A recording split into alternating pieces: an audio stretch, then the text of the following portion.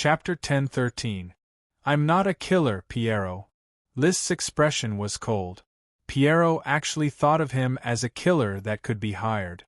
If it wasn't for the aluminum dragon, he wouldn't even want to get involved in Piero's business. Indeed, in his eyes, Pylov was just an ant that could be squashed to death easily. However, as a dragon knight, he had his own pride. Plotting wars and personally plundering resources had already made him lose a lot of his pride. If he assassinated another noble now, his reputation would be ruined. Trees lived by their bark, and humans lived by their faces. He could fight to the death with other dragon knight, but he didn't want to kill a normal knight. It was a matter of principle. Piero saw Liszt's attitude and thought, "You're not a killer, but you're a vampire." Of course, on the surface, he quickly put on an attitude of fear and trepidation. "Ah, Your Majesty, please forgive Piero's words. It's just that Pylov is too greedy. He kidnapped my son, Florenza, and wanted to take the aluminum dragon for himself. I can't do anything about it." Pylov is indeed a bit greedy. It's necessary to give him some punishment. Liszt laughed coldly. The more powerful you are, the more resources you can enjoy. As an inheritor of the ancient warriors, you're destined to be eliminated by this era. It's not wise for you to be so unscrupulous. On the surface, he was scolding Pylov for not knowing the rules, but in reality, he was punishing Piero. To invite a king to participate in a game, he had to pay an equal amount. Piero wasn't stupid.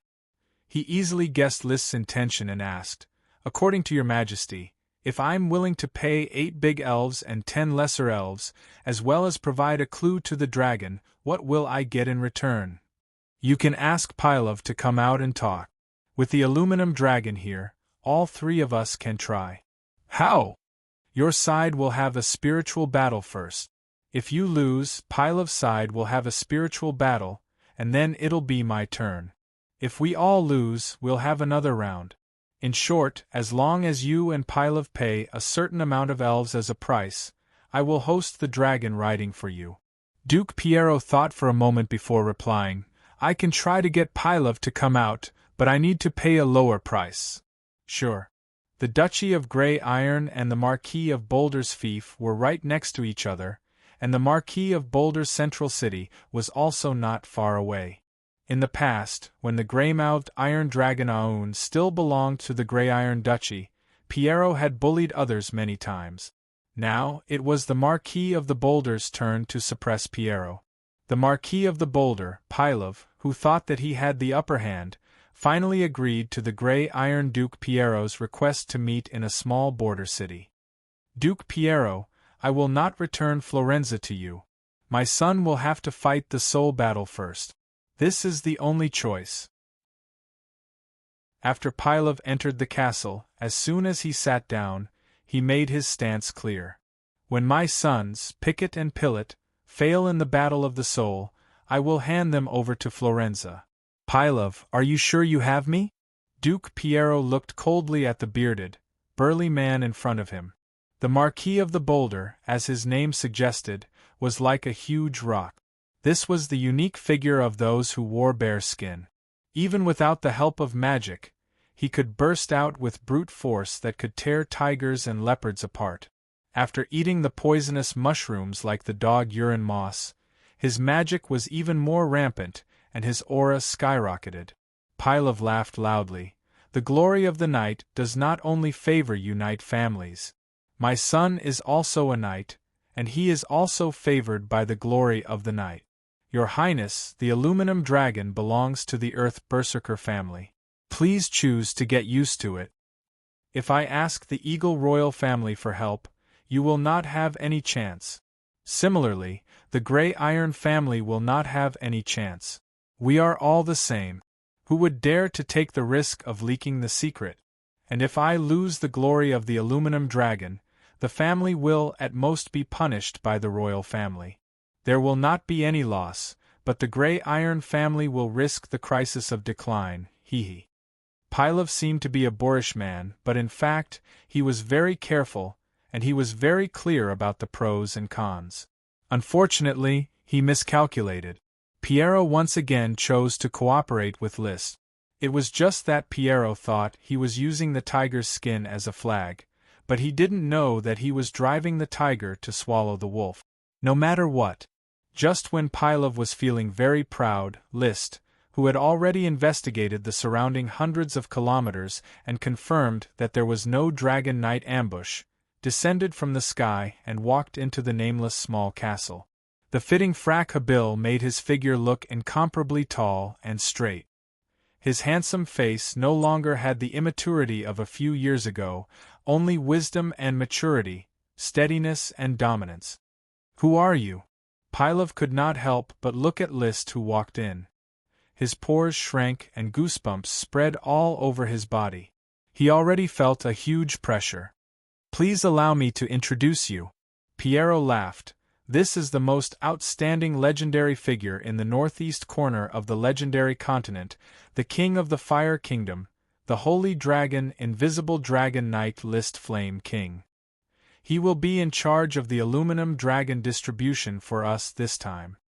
Liszt sat down casually, and his eyes slightly sized up Pylov. With the magic eyes, he could see that there was a strong chaos magic in Pylov's body. A single spark was all that was needed for this magic power to cause a violent explosion. It had to be said that the bearskin was a very interesting ancient warrior inheritance. It was a different training system, and it was worth in-depth study. Invisible Dragon Knight. Pylov stood up in shock on the spot. The knight retainers he brought with him also crowded around Pylov in panic. They pulled out their knights' long swords and looked at Liszt in fear. The atmosphere was tense to the point where it could explode at any moment. Liszt suddenly released his dragon's might towards everyone and said majestically, "Everyone, sit down." "Pata." Pylov could not help but sit down again. He took a deep breath and quickly adjusted his state of mind. He waved his hand to signal his retainers to leave. "I did not receive news from His Majesty Liszt, so I could not personally welcome Your Majesty. Please forgive me, Your Majesty." "Don't worry about these trivial matters." Liszt smiled slightly. "Let me reiterate my hosting plan. The White Iron family, the Earth Berserker family, and I will sign the agreement. Duke Piero will pay me 7 greater elves, along with a clue to a lesser dragon. I will ensure that Florenza Windchaser Arrow will get the first chance to fight with the aluminum dragon." "Why?" Pylov wanted to slap the table when he heard this, but he looked at Liszt and put his hand down. "Your Majesty Liszt, this doesn't make sense, right? First come, first served. Of course Florenza can enjoy the first place. Marquis Pylov, you also have the chance to participate. As long as you pay me 5 greater elves, I will allow your son Pi Carter to enjoy the second place. And I will reluctantly put him in third place." Pylov immediately raised his hand to slap the table again, but he held back. "Why?" Liszt smiled and said, "With my strength, I can completely destroy all of you and then directly take the aluminum dragon. This is the Eagle Kingdom. Even if it is not the Radiant Empire, I can do the same. Marquis Pylov doesn't seem to think so? Indeed, I can't stop Your Majesty Liszt's powerful strength, but I also have a backup plan. The Eagle royal family will know what is happening here at any time, and then the royal family will intervene, and no one will get the aluminum dragon. That is why I proposed that the 3 of us cooperate. You can try the first and second battle of the soul. I only want the third battle of the soul. In fact, this is just to avoid some disturbances. Even if the Eagle King Adonis Moonlight Silver comes in person, I won't be able to ride the dragon. At most, I will kill the aluminum dragon and leave. Killing a dragon without saying a word, as if a dragon was no different from a chicken. If someone else said this, Pylov could slap him in the face, but it was Liszt who spoke, so Pylov could only accept it. After all, this Dragon Knight had once killed 2 Dragon Knight and even fought 5 dragons alone. Such a ferocious reputation could make a 3-year-old stop crying. Chapter 10-14. In the face of Liszt's threat, Pylov, the Marquis of the Boulder, finally backed down. He couldn't guarantee that List wouldn't destroy the Berserker family on a whim. With List's valiant record, even the Eagle royal family couldn't do anything to him, let alone an ancient warrior family. If they dared to question List's arrangements and do something sneaky, the ancient warriors of the Bearskin family would lose their inheritance the next day. As a noble, they must follow the rules, especially the rules set by the dragon-rearing family. Your Majesty, the Berserker family is willing to pay 5 grand elves in exchange for a second chance at the soul battle. After that, we'll take turns in this order. Wise choice. Now the situation is simple. Everyone, hand over the grand elves first, and then we'll come up with a plan to attack the aluminum dragon. Even if this is an underage aluminum dragon, it won't be easy to succeed. List clapped his hands and decided on the cooperation between the 3 families. Soon, the Berserker family released Florunza wind-chasing arrow, and Florunza also shared the secret of the aluminum dragon strategy. The nameless wilderness south of the Solid Land is where the aluminum dragons are active. I once trained my combat aura in that wilderness and accidentally found this young aluminum dragon. According to my speculation, the aluminum dragon is about 50 years old and doesn't have much hostility toward humans, so I deliberately approached it. Solid Earth was the name of the Marquis of the Boulder's fief.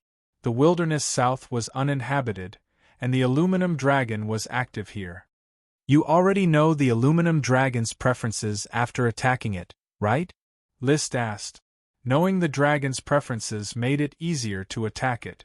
Florunza wasn't old, but he was already a veteran sword saint and was about to become a full-fledged Sky Knight.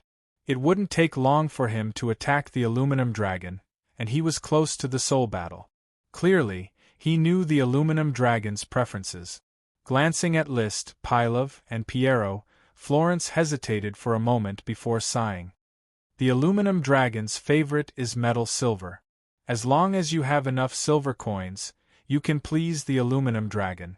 I have already built a nest made of silver coins for the aluminum dragon in the wilderness, so it no longer refuses to let me stand on its back. An aluminum dragon actually liked another kind of metal, silver. If the Eagle royal family's silver dragon were to be pulled over, who knew if this aluminum dragon would directly kneel before the other party's pomegranate skirt? It was really a bit strange. Mission complete. Reward: aluminum dragon clue. After discussing the specifics of the Battle of Souls, List took the time to check the completed smoke missions and think about new missions. Mission: profit is the easiest thing to blind people's eyes. Sometimes you can't just look at things on the surface. You need to look past the surface to see the conspiracy behind it. A young aluminum dragon active in the wilderness. Who can guarantee that it is an isolated individual or a tool to be used? Please be cautious in the first 2 battles of the soul. Reward: unknown reward. After reading the introduction of the new mission, List frowned. Obviously, this mission with an unknown reward was a warning from the power of fate. Conspiracy. It seems that the appearance of the aluminum dragon this time is not an unexpected surprise, but someone can plan it. So which force is secretly plotting, the Eagle Kingdom or the noble Frost Empire? The conspiracy that happened in the Eagle Kingdom also involved a dragon. Obviously, the Eagle royal family could not be ruled out. But according to List's summary of the declining situation of the Eagle Kingdom, it would be difficult for the Eagle royal family to launch another powerful dragon-slaying war. It was not that they were not strong enough, but if they failed, the risk was enough to lead to the destruction of the Eagle Kingdom. Even if they did not perish, they would at least be torn apart. So he quickly thought of the shadow incarnations that were found according to the smoke mission. For shadow incarnations were still imprisoned in the dungeon of Flame Island. Behind the shadow incarnations was the malice from the noble Frost Empire. Previously, one of the shadow incarnations had left, probably to send a message back to the noble Frost Empire. That great Emperor Jupiter might have already sent new instructions, and it was likely that he was planning this conspiracy. The smoke mission reminded me to be wary of the first two Battle of Souls, which means that the conspiracy is likely to be launched during these two Battle of Souls. He slowly thought about it. He was not too nervous. The malice of the noble Frost Empire had long been expected. Now, with the smoke mission reminder, it was completely possible to avoid it, and even plot against the person who arranged the conspiracy. The blood servants have cultivated many new seeds and lurked near the three kingdoms and vassal states. They have insight into the movements of the dragons and Dragon Knight at any time, and it is easy to determine the movements of these peak combat forces. So the danger I encounter must be similar to the method that Marquis Bull used to assassinate the Sapphire Dragon. So he asked Achi, if someone wants to use the aluminum dragon to plot against me, what do you think they should do? Achi tilted her head and asked, what is Big Brother's most powerful means? Of course it's spatial travel in cooperation with Bard. You mean, if the other party wants to target me, they will definitely make a fuss about space? Bard is not an adult yet, and his spatial ability has not been fully developed. It is entirely possible to use the power of magic to seal the space, so that Bard cannot freely travel to the world outside the material world, or even enter the material boundary. At that time, Big Brother and Bard will be forced to fight. This was indeed possible, and it was also the best way to target List. Once a conspiracy was launched in his strongest area, it was basically certain that he could be killed for real. When it came to his own safety, he had to pay 120% attention. So is there any way to crack it? Just purify the magic seal. How do you purify it? This requires Bard's cooperation, and Charlie's help will also be needed. Then, Achi will start making magic equipment from now on. When someone seals the space, immediately cast purification magic and unlock the space again. Well, then hurry up and make it. By the way, don't just purify it once, it's best to purify it several times. List never fought a battle unprepared. The purification and sealing magic needed to be prepared at least 3 or 4 times before he could safely intervene in this aluminum dragon battle. Just like that, with the support of Duke Piero, Florenza Windchaser began to make the final preparations to attack the aluminum dragon. Pilov watched from the side to prevent Piero from reneging on the agreement between the three families. List, on the other hand, returned to the Fire Kingdom first with the big elves contributed by the Greysteel family and the Earth Berserker family. Piero paid 7 big elves. For the Greysteel family, such a number of big elves was enough to hurt them. But for the opportunity to ride the dragon, they had to pay. Pilov paid 5 big elves. For the Earth Berserker family, it was an act of self-mutilation. In fact, the two families could have negotiated peacefully. Each person had one chance to ride the dragon, and there was no need to invite List at all. That way they would not lose big elves. Of course, without List's intervention, the two sides could not really sit down and negotiate peacefully. And this time, it might be some schemer behind the scenes, using big elves to attract List. In short, the mantis stalks the cicada, unaware of the oriole behind. I, List, am destined to be the oriole. Holding a bunch of reluctant big elves, List rode the dragon and roamed the blue sky and white clouds. Chapter 10-15. Laobai hopes that everyone can support a few monthly votes so that Big Dragon's ranking doesn't drop too much. Thank you very much.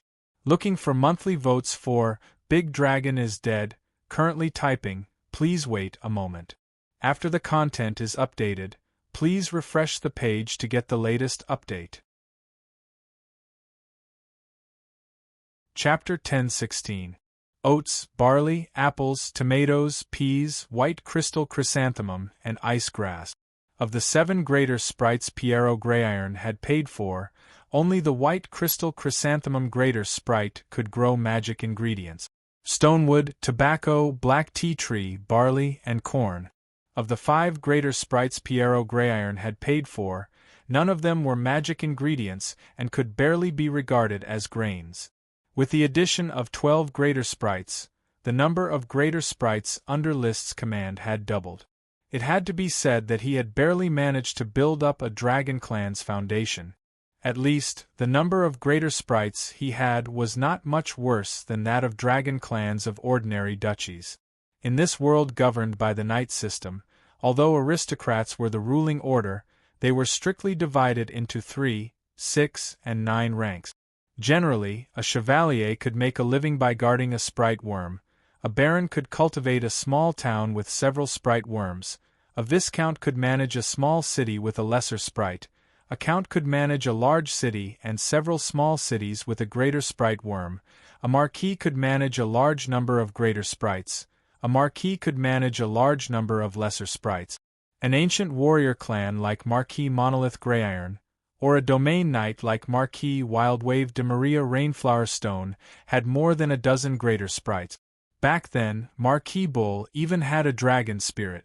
A ducal clan like Piero Greyiron had more than 20 greater sprites and 2 or 3 dragon sprites. A ducal clan like the Red and White Rose clan might have 40 to 50 greater sprites. The royal clans of the major kingdoms might have more than 100 greater sprites and many dragon sprites. There is still a long way to go. I need to accumulate more. Sighing, List had already followed the invisible dragon bard into the world outside the material world with the greater sprites in his arms. The greater sprites all shivered at the sight of the world outside the material world. Sulking, aggrieved, and excited, all of them restrained their temper and hid in List's embrace. Originally, these little creatures, which could not be injected with spatial magic power, could not be brought in. However, the invisible dragon bard was growing. When its dragon magic power spread out, it could move the surrounding space to the world outside the material world. Achi, do you think Bard will continue to expand the range of the dragon magic and bring a group of dragons through space if he continues to grow? List comforted the great elves as he conversed with Achi, who was riding Charlie the unicorn and strolling leisurely around Bard. Achi thought for a moment. I'm not sure, but judging from Bard's growth trajectory, it's very likely. It is difficult to estimate how powerful an adult invisible dragon is. It would be wonderful if I could do it. If that was really the case, Bard would be the equivalent of the master spell in World of Warcraft, and his group teleportation would be ridiculously awesome. One could imagine a dragon knight flying in the sky. Suddenly, a group of dragons appeared in front of it, killed the dragon knight, and then retreated. Coming and going without a trace, it could be said to be the nightmare of an ordinary dragon knight. Sensing the scene that List was thinking about, Bard also became excited. He expressed that he would definitely be able to achieve all of this, as long as he had a sufficient supply of the Red Dragon Water Potion. He would be able to grow quickly and help List to conquer the entire legendary continent. Red Dragon Potion is not easy to get. The Rose-White Rose family is not stupid. This friendship will not last long. Bard expressed that he wanted to take advantage of the strong friendship to send more gifts in exchange for the Red Dragon Potion. As long as there was Red Dragon Potion, everything was negotiable. I will try my best. I will send a delegation to the Grand Duchy of Rose for an exchange in the near future. The fact that List had brought back 12 great elves in one trip did not seem to cause too much of a stir in the territory. Even the servants in Firewood Castle were only happy for a while. They had experienced too many surprises when they were around List in the past few years. Even dragons could be brought home like wholesale, let alone great elves. For the Son of Glory, who was known to be favored by the glory of knights, all of this was a common occurrence, which made List a little uncomfortable. If he did not make a big move now, he would not be able to attract attention. Father, these great elves will be taken care of by the development committee. Build a plantation for them as soon as possible. If we plant the seeds now, we can still harvest 1 or 2 crops in autumn. Have you come up with a name for them? There are too many to name. Let's talk about it when the time comes. I have been quite busy recently and may have to leave for a period of time. If there is nothing too difficult to decide, I will leave it to you, Father. I will take care of everything on Flame Island for you. After arranging the construction of the territory, List hurried into a cheese laboratory and set up the purification magic with her. This set of magic was based on the magic circle. With Bard's ability, it could reverse the sealed space and break the barrier of space. Conspiracies were growing in the dark, so he had to prepare carefully. While List was making the purification magic, he was also developing his Phoenix incarnation ability and practicing several powerful spells that Achi had developed for him. Even though his trump cards were powerful, he still seriously set up a backup plan and various escape plans. It was better to be safe than sorry. The Dragon Knight seemed to stand at the peak of power, but there were many types of dragons. The Holy Dragon and the Evil Dragon were all present, and the Weave Dragon was an even more incredible existence. Who knew if there would be a power that could threaten him? Fortunately, the power of fate represented by the Smoke Mission was indeed strong, revealing the conspiracy in advance so that List could plan and deal with it. He and Achi fiddled in the laboratory for a whole week and set up many backup plans. When they felt that the time was right, they were ready to set off for the solid ground to supervise the first spiritual battle of Florunza Windchaser Arrow.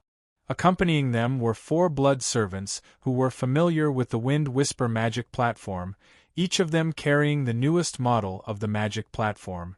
The task of these 4 blood servants was to monitor Florunza Windchaser Arrow and Skin Carter Earthen Rage to keep track of the two's movements in attacking the aluminum dragon. They were wearing magic equipment personally designed by Achi, and their ability to hide their presence was very strong, especially at night. Even the Domain Knight couldn't detect them. After arriving on the solid ground, the 4 blood servants immediately hid. Achi continued to ride Charlie the Unicorn, hiding in the material boundary.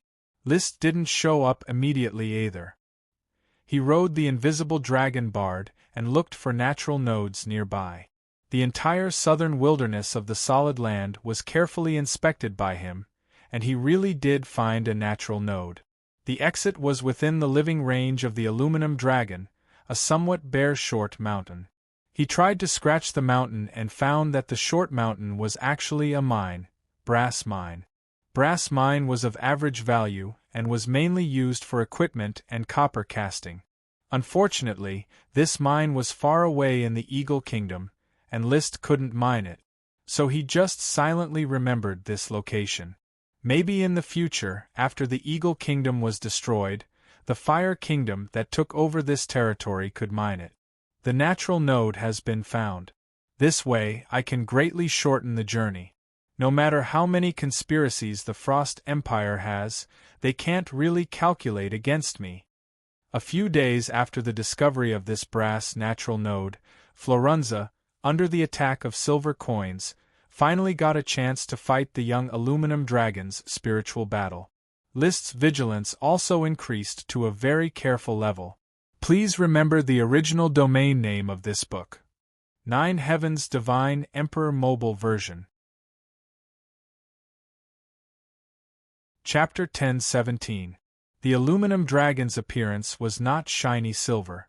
On the contrary, it had a grayish-white texture. Slender and soft were the first impressions of the aluminum dragon. However, although the aluminum dragon's face was long and narrow, the lines were very rough, somewhat destroying the overall soft texture. Instead, there was a strange sense of power. The body was currently only about 30 meters long, and the wingspan was also about 30 meters. It was not a large body, but considering that it was only 50 years old, it was not small. Only List, who was hiding in the material boundary, could see the details of the spiritual battle of Florunza Windchaser Arrow. It was not a complicated process. Just ride on it, and then the aluminum dragon paused for a moment. The next moment it shook its neck and threw Florunza out. Then it roared at him, and flew into the blue sky and white clouds without looking back. Obviously, Florunza had failed. List's lips curled into a smile when he saw all this. The truth was just as he had expected. To ride a dragon, with Florenza's talent, it was still a little lacking. Achi asked curiously, "Brother, if these people really succeed in riding the dragon, are we going to release the aluminum dragon? Aren't dragons very precious creatures that can't be given up no matter what?" List rubbed her hair. "If they really succeed in riding the dragon, it's okay. Things like fate, even if you don't fight for it, it will still come to you. If it's not yours, you won't get it even if you fight for it. Let's do what we have to do, and let fate decide the rest." Whose side was fate on? Obviously, it was on List's side. Florenza had already failed to ride the dragon. The young knight, who was thrown to the ground, looked at the aluminum dragon disappearing into the distance. He lay on the mud and did not get up for a long time. He had been confident that he could ride the dragon successfully, and the aluminum dragon had also expressed its affection for him. He did not expect the outcome to be like this. However, Florenza's blow had not reached the end. When the news of his failure spread, he was greeted by the disappointed and indifferent eyes of Piero Grayiron Duke, and the suppressed gloating of Pylov Earthen Fury. There was also Pi Carter Earth Fury, who kept asking him about the details of the Battle of the Souls. According to the agreement between the three families, the one who failed to ride a dragon was obliged to reveal the process of the Battle of the Souls to the others. In the small castle, List was also holding a teacup, sipping tea as he listened to Florence's story. He stumbled. Florenza reluctantly revealed the reason for its failure in the Battle of the Soul. It turned out that in the Battle of the Soul, the aluminum dragon was in its adult form and could turn into a stream of water. It did not use violence. Instead, it needed Florence to defeat its liquid form and successfully find the Dragon Tooth platform. That's why you can't even find the Dragon Fang platform in a ball of liquid? Piero gnashed his teeth in anger. "Don't you remember anything I told you about dragons? Father, you can't understand the power of the aluminum dragon in the Battle of the Soul." Florenza straightened his neck, full of anger in his stomach. Seeing that he could not dig out more information, Pylov hurriedly left with his son Pi Carter, ready to use the silver coins he had prepared to attack the aluminum dragon and gain favor for the chance of the Battle of the Souls. It was easy to gain favor for a young dragon, especially if it was something it liked. But no matter how simple it was, it had to be done in seconds. Any delay could lead to changes. List was also ready to leave. The conspiracy had not been revealed, and obviously, it would not unfold now. But before he walked out of the castle, Florenza Windchaser suddenly chased after him. "Your Majesty, Florenza is sorry for taking up your time." "Huh?" List looked at Florenza curiously, not knowing why the other party was looking for him. Florenza knelt on one knee. "Florenza, who failed to ride a dragon, has no reason to stay in the Grayiron Duchy. As an illegitimate child, I have not done anything for the duchy. The Grayiron family has no place for me. I hope to follow your Majesty." He was actually ready to surrender to List, which surprised List. "Why do you want to follow me? There is no place for me in the Grayiron Duchy, and the Eagle Kingdom will not like me either. Only the Fire Kingdom is my best choice. Your Majesty's great achievements in the past are all existences that I admire. To be able to follow behind your Majesty is the best path for Florenza." These words were very frank. Whether judging from the relationship or the future, List was a very suitable lord to follow. Although Florenza did not succeed in riding a dragon, he had received the preliminary recognition of the aluminum dragon. At a young age, he was about to complete his combat power. Obviously, his talent was also very good, and he could be recruited as a follower. "Get up. I need Duke Piero's permission to follow you. In fact, this is what Father wants me to do." "Oh, why?" "Probably because he is no longer optimistic about the future of the Grayiron Duchy. The aluminum dragon failed to ride a dragon, and this country has almost no way out. After losing the dragon and becoming enemies with the Eagle royal family, my father needs someone to make a reasonable choice for the family. He also has an illegitimate child who has the hope of riding a dragon in the next round, and I hope to continue the family's existence in the Fire Kingdom. Very well, I can accept your following, but from here to the Fire Kingdom, you have to go by yourself. You have plenty of time to think on the way. If you regret this choice, you can leave halfway. I won't regret it. Florenza stood up and solemnly bowed to Liszt. He had already decided to go to the Fire Kingdom. He wanted to leave this place of shame and disappointment. But what he did not know was that while he was packing, saying goodbye to Duke Piero, and setting out on his own, Liszt had been secretly watching him. It was not until he left the Grey-Iron Duchy and far away from the wilderness south of the Solid Land that Liszt was sure that the conspiracy had nothing to do with him. If it has nothing to do with Florenza, then it doesn't have much to do with Piero. Otherwise, the conspiracy would have started a long time ago. This means that the person who started the conspiracy, the conspirator of the Noble Frost Empire, should be standing behind the Earth Berserker family. Next, I will continue to send more blood servants to monitor the Earth Berserker family. There was no conspiracy, which made Liszt very disappointed. He did not like to be remembered.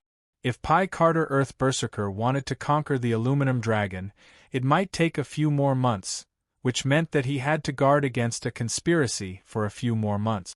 Fortunately, there were blood servants monitoring the Earth Berserker family. He did not need to stay on the Solid Land all the time, so naturally there was no danger.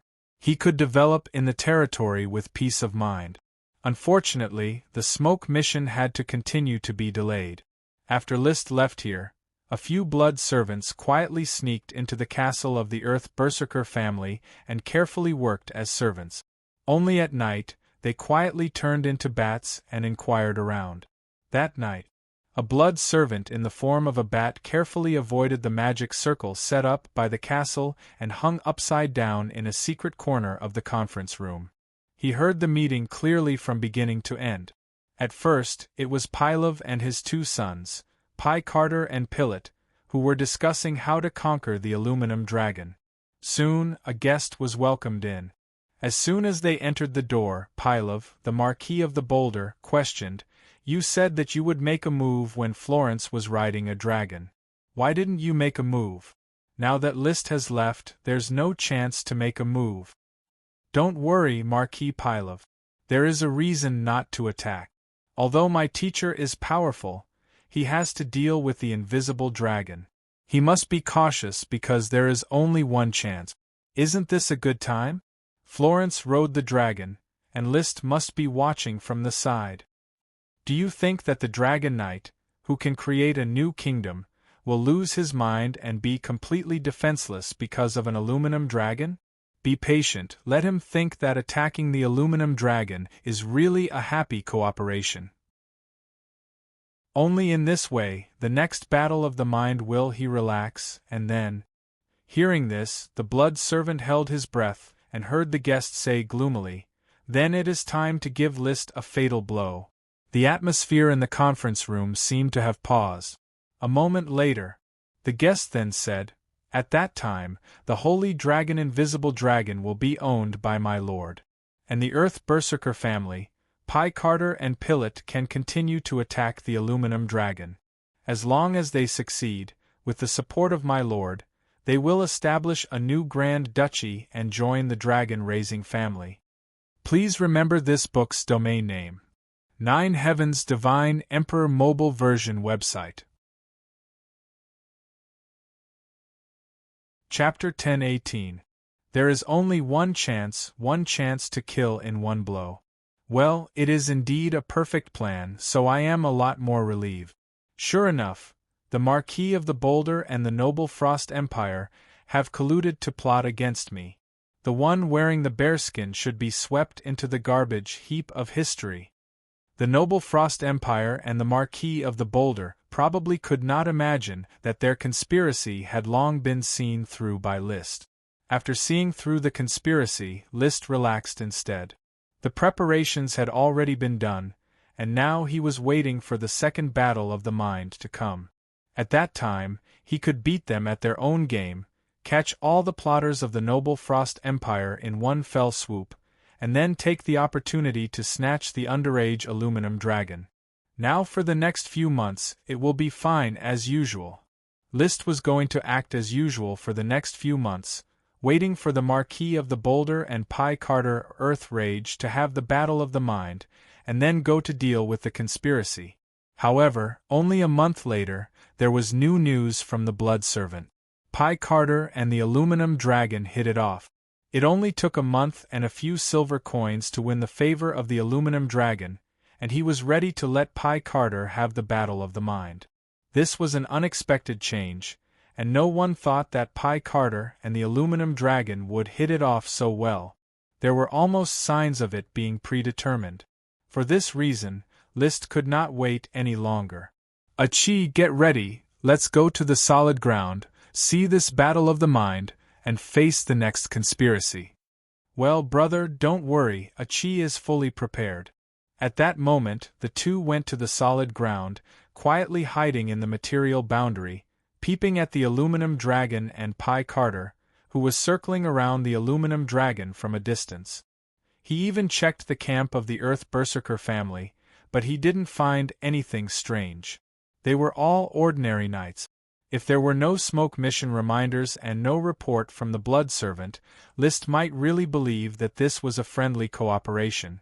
But now he always maintained 120% vigilance, and also let Achi follow closely behind, secretly protecting himself in the material boundary. With Achi's strength of instant super magic, she could block the assassination for him in the first place. Everything seems to be normal, but it is precisely this normal state that exudes abnormalities. Achi, be careful. Don't worry, big brother. I'll protect you. Not just to protect me, but also to protect yourself. Liszt smiled and immediately appeared on the invisible dragon. He took the initiative to greet Pylov and draw the snake out of its hole. Marquis Pylov, your son is very outstanding to be able to conquer the aluminum dragon in such a short time. Haha, thank you for your compliment, Your Majesty. All of this is due to Pi Carter's own efforts, but he can't be compared to you, Your Majesty. To be able to conquer an aluminum dragon means that the knight's glory is on the Earth Berserker family. Pylov couldn't suppress his excitement. He wanted to stay calm, but he couldn't. Dragon. The dragon that stood at the pinnacle of power in this world. A dragon knight who could control a dragon would be able to establish a kingdom that belonged to his family and become a member of the dragon-raising clan. For this opportunity, the Earth Berserker family was willing to bet everything. Soon, Liszt, Pylov, and Piero were sitting in the same tent again. The gray Iron Duke Piero's face was green, as if his wife had been tormented for 3 days and 3 nights. The aluminum dragon was discovered by his illegitimate son, and he spent a lot of the family's resources to conquer it. Now, he was only one step away from losing both the dragon and the wealth. How could he remain calm? Behind him was another illegitimate son, a very young knight. If there was a chance, he would be the next knight to try to ride the dragon. Now, this young knight's eyes were also green, and he couldn't wait to eat Pi Carter immediately to stop him from riding the dragon. Pylov, the Marquis of the Boulder, was full of smiles, not caring about Piero's anger. This was a glorious moment for the Earth Berserker family, so why not smile? On the other hand, Liszt's face was calm, as if he didn't care whether Pi Carter could successfully ride the dragon or not. In fact, he was very focused at the moment, and he could transform into a phoenix and escape at any time to avoid the noble Frost Empire's killing scheme. Bone Dragon Winnie formed a faint skull pattern on his face. Once a battle broke out, it would immediately transform into armor to protect Liszt and provide Liszt with a godly weapon, the Bone Dragon Sword. Little Fire Dragon Leo also maintained his vigilance, ready to transform into a majestic fire dragon at any time and fight head-on. Invisible Dragon Bard escaped into the material boundary, constantly vigilant to prevent other Dragon Knights from sneaking up. A Chi and Unicorn Charlie stood on the back of Invisible Dragon, also ready to attack. Everything was ready except for the east wind. And this east wind was actually hidden in the camp. In a tent, two people dressed as knight were holding some kind of mirror-like equipment and observing. There was no surface on the mirror, only magic patterns that formed a strange pattern that was still flashing. Advisor, the archmage called Achilles, is in the sky above the camp, and the target is in the tent. Should we make a move now? If we attack now, do you have any chance of winning? I have the confidence to kill List directly, and then use the emerald fruit to stun the invisible dragon, but are you sure you can stop that sea archmage? Young archmage, it is said that he has already grasped the water and ice element incarnations, but this is not enough in front of me. Domineering, I admire Advisor's domineering attitude. Then let's start the assassination. Don't you want to wait? Wait until Pie Carter is in the spiritual battle before you start the assassination? If we assassinate now, we won't be fully prepared, and List's attention won't be easily diverted. Perhaps Advisor is good at planning conspiracies, but I'm good at assassinating me. A true assassin who walks in the shadows doesn't need to be fully prepared. He only needs to take the enemy by surprise. The assassin dressed as a knight said as he took off his armor and clothes. He was naked, and his body was covered in black veins. The veins were so dense that it looked like he was wearing a layer of silk tights. The next moment, the assassin jumped directly into the shadows in the corner of the tent, as if he was jumping into a river, and his body seemed to melt into the shadows. Seeing the assassin disappear, the knight called Advisor also took off his armor and put on a gorgeous golden magic cloak from a box on the side. He took out a magic staff decorated with more than a dozen gems and held it in his hand, activating each gem in turn. Then he glanced at the mirror equipment in his hand, and when the magic patterns on the mirror formed a suitable pattern. A serious expression hung on his slightly old face, and he fiercely inserted the magic staff in his hand into the ground, activating all the gems at once. The next moment, a golden light burst out from the top of the magic staff, radiating like sunlight, instantly illuminating the entire space. In the blink of an eye, this golden light enveloped a distance of more than 100 kilometers. In the sky and on the ground there was a dazzling golden magic radiance. The sun shines, there is nowhere to escape, the old mage whispered softly. At the same time, the tent where List was located was also penetrated by this incomparably brilliant light, illuminating dim figures on the ground. At this moment, List's heart suddenly jumped, and his pupils rapidly dilated. Immediately after, he saw a distorted human figure jump out of his shadow. This distorted human figure held a ferocious greatsword made of countless broken crystals in his hand, and it pierced through List's chest. The roar of thunder armor seized from the previous generation's light green gem Dragon Knight, Carl Low Violet, did not play any defensive role. Before he could do anything, the broken crystal greatsword pierced through his heart. Death is like the wind, always by my side. The distorted human figure let out a harsh voice, like a mocking laugh, but also like a declaration of death. The next second, this distorted human figure jumped out of List's shadow without looking back. Its gloomy body bent down, and its legs bent, ready to jump toward the invisible dragon that was diving to rescue him. But he did not wait for him to jump. A huge block of ice had already smashed down from the top of his head. He was already prepared and was about to twist his body to avoid it, but at this moment, he suddenly felt as if his back was scalded by a red-hot iron block. A flame had unknowingly wrapped around his body, and an indifferent voice came into his ears. "Death is like the wind, always by my side? This line of yours is good, but it belongs to me now." Begging for monthly votes. Chapter 10-19. The distorted figure looked back and saw that List flames, who had been stabbed in the chest by his sword, had really turned into a ball of flame. The flame hand had already grabbed him. It bound him and made it impossible for him to dodge. The flame seemed to turn into a large bird, but it maintained its human form. One could vaguely see List's blurry face. There was a pair of clear eyes on the face, and the gaze was as cold as his tone, as if he was looking at a dead man. The distorted figure did not have time to be shocked before a huge block of ice smashed towards his head. With a bang, the distorted figure was directly smashed into the ground by the solid ice. It was unknown if he was flattened or not.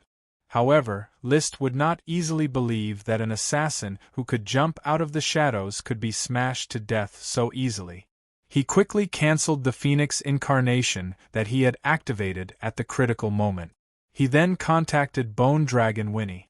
In an instant, a set of Bone Dragon armor forcibly shattered the damaged Thunder Roar, re-equipping List. The Bone Dragon sword replaced the Ice Soul Dragon slaying sword as his weapon. His eyes coldly swept across the tent that was still shrouded in golden light. Piero was already dumbfounded, at a loss for what to do with the sudden turn of events. Pylov looked at List in horror, as if he was shocked by the assassination, but in reality, he was terrified that List was actually unharmed. As for the others, some were panicking. List did not care about these people. To him, they were just a group of ants. Right now, he needed to find the assassin who could threaten his safety. The assassin who could jump out of the shadows was undoubtedly the shadow incarnation of the noble Frost Empire, and his strength was far beyond the 3 levels of shallow shadow, deep shadow, and shadowless. That sneaky and thunderous assassination was definitely unimaginable strength and methods. If this person did not die, he would not be able to eat and sleep in peace. Do you really think you can hide from my eyes? List smashed the huge block of ice with his sword, only to see a human-shaped hole under the ice. There was no assassin's corpse. Obviously, the assassin had once again merged into the shadows. However, under the skull-like helmet, List was casting magic eyes, carefully observing every inch of the shadows and sensing every change in magic. In the sky. The invisible dragon's cry was full of anger. Someone had dared to ambush and assassinate its knight in front of it. This was simply a ruthless slap in the face to its proud dragon life. Moreover, it was also extremely concerned about List's safety. In its heart, List's figure was gradually becoming clearer, and it was not far from the success of the spiritual imprint. The golden light sealed the space, making it unable to rush to List's side immediately. It could only spit out dragon's breath to shatter the space around the tent. They worked together with List to seal off the assassin's escape route. The enemy could seal off List, and List could also seal off the enemy. The plan to kill in one strike had failed, and now it was time for List to take the lead. Riding on the unicorn, Achi closely followed the invisible dragon down. The expression on her exquisite and beautiful face was very serious, and her heart was full of remorse. She blamed herself for not being able to cast a spell in time to block the assassin's attack. Even though List had escaped the crisis with the help of the Phoenix incarnation, she still could not forgive herself. She had said that she would protect her brother, but now she had failed to do so. The anger in her heart needed to be vented. After instantaneously casting the high-level ice magic, Eternal Ice, she quickly set up a purification magic formation, choosing to disperse the golden light shrouding an area of 100 kilometers. Magic blossomed from her hands, and under the amplification of Charlie the Unicorn, countless invisible ripples spread. The ripples rapidly collided with the golden light, producing a seemingly silent yet ear-piercing sound of glass shattering. The golden light only lasted for less than 10 seconds before collapsing bit by bit. The space sealed by the golden light immediately returned to its original state, and the invisible dragon was once again able to pass through the material boundary. At the same time, a considerable commotion came from one of the tents. It was the magic staff inlaid with a dozen gems in the hands of the spellcaster wearing a golden magic cloak. With a loud rumble, the gems shattered into fine powder. This! The middle-aged spellcaster was shocked. Achi's eyes flashed in midair. Found it, the source of the space seal. Charlie, let's go down. Those who dare to harm my brother are not good people, they must all be killed. Although she was a pure siren, she had never been a greenhouse vase. She had lived in the sea since childhood. How could she be soft-hearted when fighting with sea monsters all the time? Snort! The golden spiral horn on Charlie the unicorn's head flashed, and with a leap, he had already rushed in front of the tent. Achi casually fanned the tent away with a gust of wind. After mastering the earth elemental embodiment perfectly, she had been practicing the wind elemental embodiment and had already achieved some small success. The tent was blown away, and a golden light bloomed from the original position of the tent. The middle-aged spellcaster wearing a golden magic cloak reacted in time. This golden light was the magic he had released. But Achi, who was holding the 8 dragons' divine sword in her hand, wearing a gemstone crown on her head, and wearing a magic cloak, only gently waved the divine weapon in her hand, and ice quickly condensed in front of her. Boom! Although the ice was shattered in an instant, the golden light also dissipated. Seeing this, the middle-aged spellcaster snorted coldly. He casually released a seemingly powerful lightning magic, and said coldly, "Siren Jr., the vastness of the truth is not something you can understand now. Lightning storm." As his voice fell, boom! A huge storm suddenly rose from his hand, mixed with countless lightning bolts, and attacked Achi. Achi never bothered to communicate with strangers. She just waved the 8 dragons' divine sword again. Countless rocks and soil rose from the ground, like an underground monster opening its mouth, and quickly swallowed the lightning tornado. Then there were a few crisp sounds from the soil bag, but the bag was not torn apart. Then everything became silent. Huh! The middle-aged spellcaster was shocked again. He did not have time to think, and was about to release the magic again. Achi was one step ahead. Countless streams of water condensed in the air, directly entangling the middle-aged spellcaster like a chain, and then gently pulled outwards. The middle-aged spellcaster suddenly dislocated his limbs. Of course, it was not known whether the dislocations or the bones were broken. Ah! The middle-aged spellcaster screamed, and then he endured the severe pain. "Why is your magic so strong?" Achi had no intention of communicating. She was about to instantly release eternal ice to freeze the spellcaster, and then hand him over to Lys to deal with. The middle-aged spellcaster was not willing to be bound.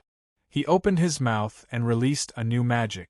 This was a wind magic, and a breath could form a wind blade that could tear everything. However, to the middle-aged spellcaster's surprise, as soon as the wind blade was formed, the eternal ice also condensed. It froze him, and the wind blade he had just spat out in the eternal ice, vivid and lifelike. His body was frozen, but his mind could still function. Through the transparent ice, the middle-aged spellcaster looked at Achi's back as she left, and there was only one thought left in his mind. Why is this happening? Begging for monthly votes. Please remember this book's domain name. 9 Heavens Divine Emperor Mobile Version website. Chapter 1020. Thanks to Brahma and Traveler's Lost Star for their 10,000 coins. After easily freezing a weak magic shooter, Achi did not hesitate to ride the unicorn Charlie to the central tent where Lys was. The invisible dragon bard had already sealed the space around the tent, and Achi could not get close. She could only reinforce a water wave shield to prevent the assassin from escaping. Big Brother will be fine. The Phoenix incarnation ignores physical attacks, and can heal even the most serious injuries in an instant. But she still maintained the concentration to release magic at any time, quietly waiting for news. At this moment, Lys in the tent did not see the assassin's location through the vision of the magic eye, which made him a little confused. He could clearly feel that the assassin was hiding in someone's shadow, but he could not lock onto the assassin's position. It was really strange. Winnie, switch vision. I want to use the bone dragon vision. Yes, Your Majesty. After a moment, List's eyes under the helmet had been replaced by a ghostly blue will-o'-the-wisp. His vision also suddenly changed, turning into a strange grayish-white world. In his vision, there was only a gray outline of matter in reality, and only the soul was truly presented in his vision. It floated around like a light bulb, emitting light. Your Majesty, this has nothing to do with me. Duke Piero stood in the corner and said with a trembling voice. At this moment, List gave him a huge pressure. Pylov also hurriedly said, Your Majesty, I also don't know why the assassin appeared. Shut up. List glanced over. His cold, killing intent was not concealed at all. He had already seen a strange light. It was at Pylov's feet. This white light was very distorted, but vaguely showed a human figure bound in the shadow. It was obviously the assassin. The assassin's special magic concealment method could even deceive the magic eye, but it could not hide his own soul. The next moment, under Pylov's widened eyes, List raised the bone dragon sword and suddenly stabbed at his feet. At this moment, Pylov only felt that List wanted to kill him on the spot, not giving him a chance to explain his participation in the conspiracy, so he immediately chewed the dog urine moss hidden in his mouth. You devil! For the glory of the great Earth Berserker family, you deserve to die! He roared. Boom! His body swelled up like a balloon. All of this happened very quickly to others, but to List, it was extremely slow. He did not care what Pylov was thinking at all. The bone dragon sword stabbed straight into Pylov's shadow. The bone dragon could see that the bone dragon sword had accurately stabbed into the assassin's distorted soul. It was only a momentary pause before the assassin's distorted soul flowed to the other side like a stream of water. It was obvious that the bone dragon sword had not locked onto him. The assassin's methods also ignored physical attack. Leo, help me! List made a prompt decision. He gave up the bone dragon sword and reached down with both hands to grab the distorted soul. He communicated with Leo, who was ready to attack. The violent fire dragon magic mixed with his supreme magic do-chi completely poured into the fingertips of his hands. He pounced forward and directly grabbed the distorted soul that was jumping away. Flames appeared in his hands, and the dragon's might was wild and violent. Ah! The distorted soul suddenly showed its figure. It was a strange blurry body that was being bound by the flames. It could not escape and could only let out a sharp scream. Countless fire elemental magic surged into his body, almost instantly dispersing the magic in his body. He could no longer maintain his balance, and the special method he used also collapsed, completely revealing his human body, a pitch-black body full of tattoos. His neck was just grabbed by List. He asked coldly, Who gave you the courage to assassinate me? Ugh! The tattooed assassin could not say anything. His body trembled as if he was electrocuted. That was the fire magic burning his internal organs. Clatter! A big sword made of broken crystals fell down. It was the one he used to assassinate List. At this time, Pylov, who was busy transforming, finally waved his basin-sized fist and smashed it towards List. Go to hell! List slowly turned his head. The bone dragon armor automatically extended a small bone dragon claw from his shoulder to meet Pylov's fist. However, Pylov's fist dodged List's unexpected bone dragon claw and smashed towards the assassin in his hand. Kill to silence? The accident did not affect List's movements. He was just in the grasp. The bone dragon wings on the back of the bone dragon armor directly enveloped the assassin and blocked Pylov's fist. The seemingly powerful fist smashed onto the bone dragon wings, but it did not hurt or itch. The bone dragon sword, which had already recovered its bone dragon tail, swept horizontally and forcibly smashed Pylov into the ground. It sank deep into the ground, leaving a perfect outline of a human body. Then, List lifted his foot and lightly stepped on it. Pylov could not struggle no matter how hard he tried. There was even the sound of bones breaking. No matter how violent a person wearing bare skin was, in front of a knight who had fused with a dragon, he was just a slightly bigger ant. Even though List had fused with an incomplete bone dragon, he could still easily crush the Marquis of the Boulder.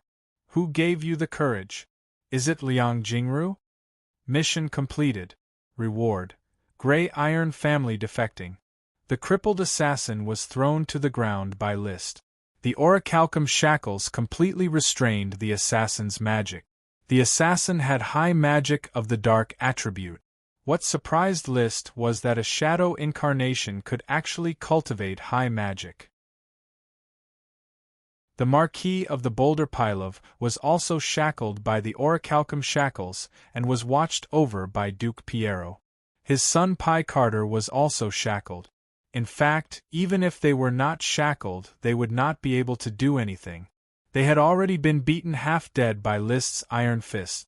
Moreover, Achi had already rushed over on her unicorn. All that was left was to release the high-level magic, eternal ice, to freeze them one by one. At this moment, looking at the uneasy expressions of the people in the camp, List was slightly distracted and had already called out the smoke mission.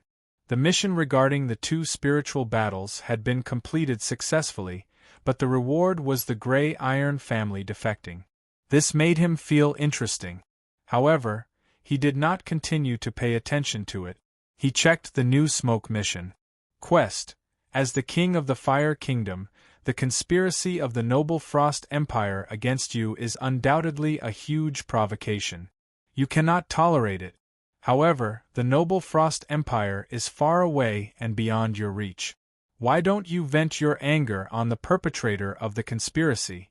Reward: Cultivation manual of the person wearing bare skin. Vent your anger on the conspirators. Are you referring to these few? List looked at the assassin covered with a piece of rag, the Earth Berserker father and son lying unconscious on the ground, and the magic shooter frozen in a block of ice outside. Next, it is indeed time to properly calculate the bill for this assassination. Begging for monthly votes. Chapter 10:21. The camp in the wilderness had been taken over by List. At this moment, he was staring at Piero and interrogating him. Duke Piero, I think you should give me an explanation. I accepted your invitation to preside over the distribution of the aluminum dragon, but I ended up encountering this long-planned assassination. If it weren't for my strong trump card, I'm afraid I wouldn't have been able to leave here alive today. Your Majesty, please believe me. The assassination has nothing to do with me, the Gray Iron family, and the Gray Iron Duchy. I really wanted to ask you to preside over the distribution of the dragon.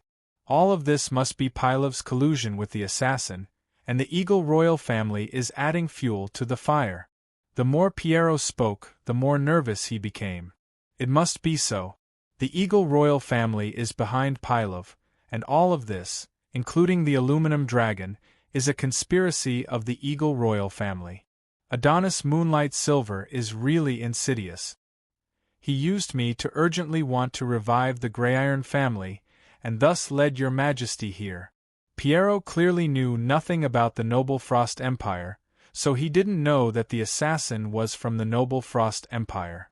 Now that the High Mage and the assassin couldn't speak, and the father and son were unconscious, no one could tell Piero what the truth was. Therefore, after thinking about it, Piero increasingly believed that all of this was supported by the Eagle Royal family. Your Majesty, Adonis must have used me. Please believe me, I, Piero, have never thought of betraying your Majesty. List could not deny this. Piero gritted his teeth.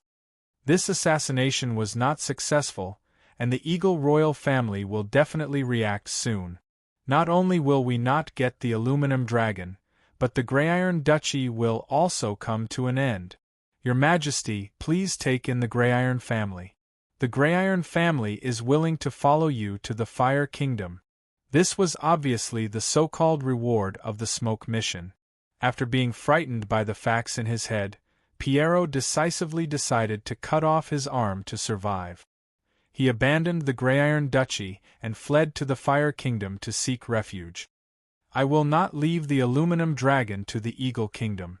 Liszt followed Piero's imagination and announced his sovereignty over the Aluminum Dragon. I will ride the Aluminum Dragon and let the Eagle Kingdom suffer a double loss. As for the Grey-Iron family, I am willing to believe that you, Piero, did not play a role in the conspiracy. Thank you, Your Majesty. Piero heaved a sigh of relief. Liszt added, but are you sure that the Grey-Iron family will be of one mind with you and abandon the Grey-Iron Duchy for the Fire Kingdom? Piero was stunned for a moment, then he smiled bitterly. Your Majesty is indeed worried. My prestige in the family is not as high as before, and many knights will be afraid of me going to a new country to develop. However, Piero's tone changed as his expression gradually turned serious. But if we stay, we'll be annexed by Adonis sooner or later. I know this, Eagle King. The future of the Grey-Iron family has been cut off in the Eagle Kingdom. Only by following Your Majesty can the Grey-Iron family be revived in the Fire Kingdom. If you really intend to develop in the Fire Kingdom, I welcome the Grey-Iron family to expand in the Fire Kingdom. As long as you are able to bring a large number of knight ranks with you and join the Fire Kingdom, you can even inherit the title of Duke. I can keep my position as a Duke. A Duke without a fief. Under normal circumstances, the title of Duke without a fief was usually given to the children of the royal family of the kingdom, or to marquises with outstanding military exploits. Only a dragon knight could establish a country and be conferred the title of Grand Duke. If the children failed to ride a dragon, they could inherit the title of Duke and continue to manage the duchy. Although the status of a Duke without a fief was lower, it was still many times larger than a marquis's fief, and could enjoy more resources. Coupled with the Grey-Iron family's original heritage, they could still enjoy the treatment of top nobles even though they were no longer in the dragon-raising family sequence. This was the best way to prevent losses. Piero was elated. I'll try my best to rope in more knight ranks to go to the Fire Kingdom. But just as Your Majesty worried, the Grey-Iron Duchy is too far away from the Fire Kingdom. Traveling thousands of miles will scare away most knight rank. Once the Eagle royal family finds out, it's very likely that they'll pursue you along the way. I can draw a map and let you take a safe route to the border of the southern coast of the Eagle Kingdom and the Yellowstone Kingdom. I've built a new transmission array there that directly connects to the Fire Kingdom. Recruiting the Grey-Iron family and the Grey-Iron Duchy's knight was just an interlude. Liszt restrained the assassin, the Archmage, the Pilot father and son, and the others. The next step was to attack the Aluminum Dragon. If time allowed, he could calmly attack the Aluminum Dragon with silver coins. But it was hard to say that the Eagle Kingdom was not involved in this assassination. To avoid trouble, he decided to use violent means. Signaling Piero to return to the Grey-Iron Duchy and prepare to move his family, he searched for the Aluminum Dragon in the wilderness. Soon, he found the Aluminum Dragon drinking water in a valley. This 30-meter-long, 30-meter-winged metal dragon also found Liszt and his group. Leo and Bard firmly locked on to the Aluminum Dragon's position. One on the left and one on the right, they flew unhurriedly toward the valley, putting pressure on the Aluminum Dragon, but not too much so that it would panic and escape. Leo, Bard, it's up to you, Anichi. Ask Charlie to help translate so that the Aluminum Dragon understands its fate and what choice it should make. Sitting on Bard's back, Liszt said to Achi, who was riding the unicorn. Charlie could listen to good and evil and communicate with many creatures. He could also communicate vaguely with dragons, and he was a very qualified diplomat. Roar! The Aluminum Dragon's scales stood up, and it let out a sharp, vigilant cry. Its body arched, ready to fly into the sky and escape at any time. Roar! Wee! Leo and Bard each let out a majestic dragon roar in response to the aluminum dragon's vigilant roar. With a snort, the golden horn on Charlie's head flashed, and he had already used his mind to communicate with the aluminum dragon. After a moment of communication, on one side there were two powerful dragons eyeing it, and on the other side, List promised to let it lie on the silver mountain and sleep. The young aluminum dragon could not make a decision. But in the end, reason prevailed, and it knew that it would be calm for a while. Through Charlie's translation, it expressed its willingness to let List have a spiritual battle. But if the spiritual battle failed, List had to let it go. Okay. List did not hesitate. He was very confident in himself, and he already had a lot of experience in spiritual battles. He also knew how the aluminum dragon's spiritual world fought, so he did not think he would fail. If he really failed, he would let it go as agreed. He could wait for it to leave, then capture it, and try to use the enigmatic dragon's soul fruit for a second spiritual battle. In short, after persuading it with kind words, and without a dragon-slaying battle, List successfully got the opportunity to have a spiritual battle. Taking a deep breath, he jumped onto the back of the aluminum dragon with a slightly resentful look, and walked step by step toward the exquisite dragon-tooth platform. His feet stepped on the bumpy part and he sat down. In an instant, a wonderful feeling came, and he had entered a sparkling silver world. Begging for monthly votes. Please remember this book's domain name. 9 Heavens Divine Emperor Mobile Version.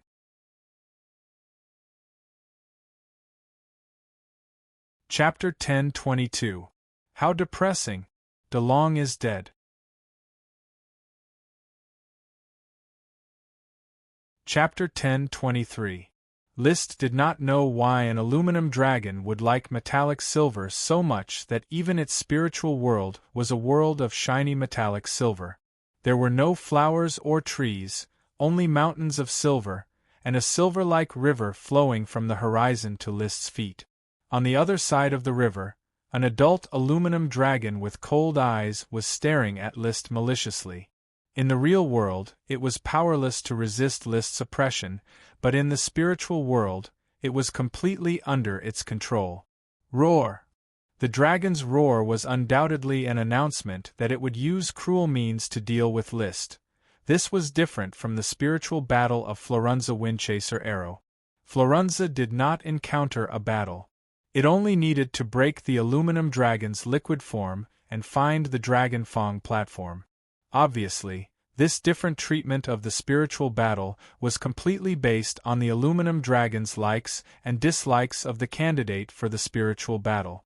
It admired Florunza, so the spiritual battle hovered around the bottom line. It hated List, so the spiritual battle was extremely difficult. But, do you think this can scare me off, aluminum dragon? List held the Ice Soul Dragon slaying sword in his hand, his body wrapped in a faint mist. The mist that represented fate flowed slightly, turning the Ice Soul Dragon slaying sword into a fiery red color. Roar! The aluminum dragon turned its nearly 60-meter-long body, its grayish-white scales like a melting candle. It opened its mouth and spat out a silver-white torrent of metal in response to List's provocation. Break! List held the sword with both hands, unleashed his dragon fighting aura, and slashed the torrent of metal. The aluminum dragon's metal torrent was different from the iron dragon and copper dragon. It was like a ball of viscous liquid, and after being cut open, it could still extend to wrap around him. It wanted to swallow List completely and make him into a statue. However, this little trick couldn't do anything to List. He gathered his dragon's battle chi and turned it into a ball of flame. It directly exploded around his body, causing the torrent of metal to collapse and splatter in all directions. Aluminum Dragon, use whatever methods you have. I want you to completely understand that whether it's the real world or the spiritual world, I am your inescapable nightmare. As List spoke, a pair of wings suddenly extended from his back. They were the wings of the Phoenix Incarnation. With his development of the Phoenix Incarnation, He had already grasped the ability to change parts of the body. Flapping his wings, he rose into the air and looked down at the aluminum dragon that had yet to take off. He didn't know if it was his ability to fly that angered the aluminum dragon, or his bragging that angered it.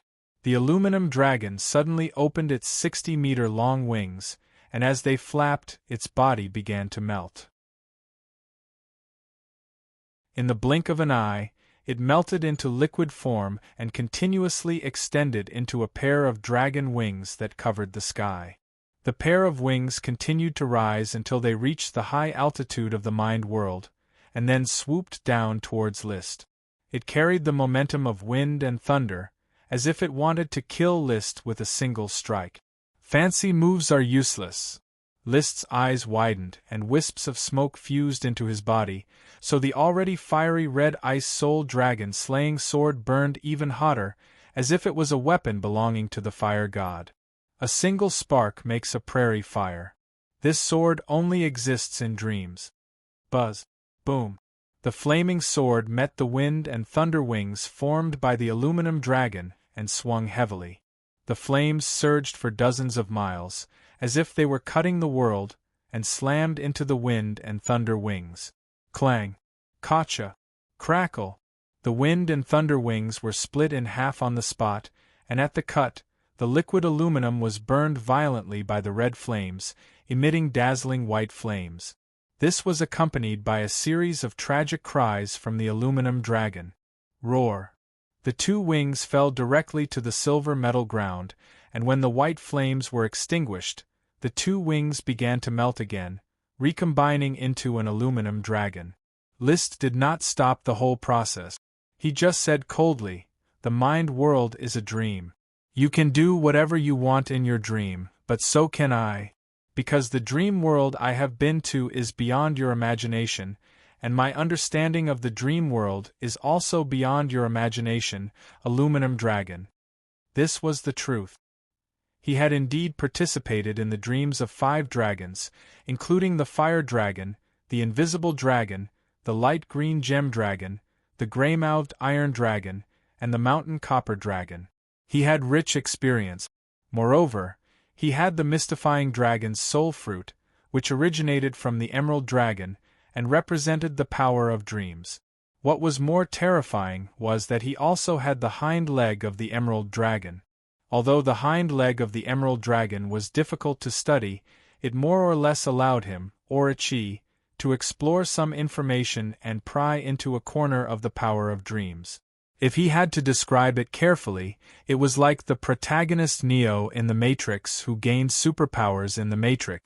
Because he already understood that the Matrix was an illusory network world, he could pull out the bullets from the heroine's body with his bare hands and fly in the Matrix. The same was true for Liszt. After prying into a trace of dream power, he could also use the smoke around him to strengthen his strength. This was the biggest trump card. He had confidence in riding a dragon. Roar. The aluminum dragon did not believe it and pounced again. The phoenix wings behind Liszt flapped, and he shook his head gently. "Stupid aluminum dragon, becoming my dragon is your unavoidable destiny. Wake up as soon as possible." Puff! The flame sword was waved again, and the huge flame blade cut the aluminum dragon in half. The cut was burning violently. Without waiting for the aluminum dragon to scream, he continued to wave the flame sword and slashed horizontally, cutting the 2 halves of the aluminum dragon into 4. The 4 halves of the aluminum dragon fell to the ground, and soon fused into an aluminum dragon amidst the screams. It panted and stared at Liszt with a solemn expression. Still not convinced? Roar! Of course, the aluminum dragon was not convinced. Its meaning was accurately conveyed to Liszt. Defeating it would not win the battle of the soul. He had to break its liquid transformation, find the dragon-tooth platform, and ride on it. Immediately, it turned into a ball of liquid metal and sank into the silver river, becoming inseparable. This is indeed a bit difficult, but it won't stump me. Liszt felt that he was now like Erlang Shen, who was fighting with Sun Wukong in the art of transformation. He had 3 eyes on top of his head, and even if Sun Wukong could change 72 times, he would not be able to escape his eyes. If you hide, don't blame me for holding back my big move. Screech.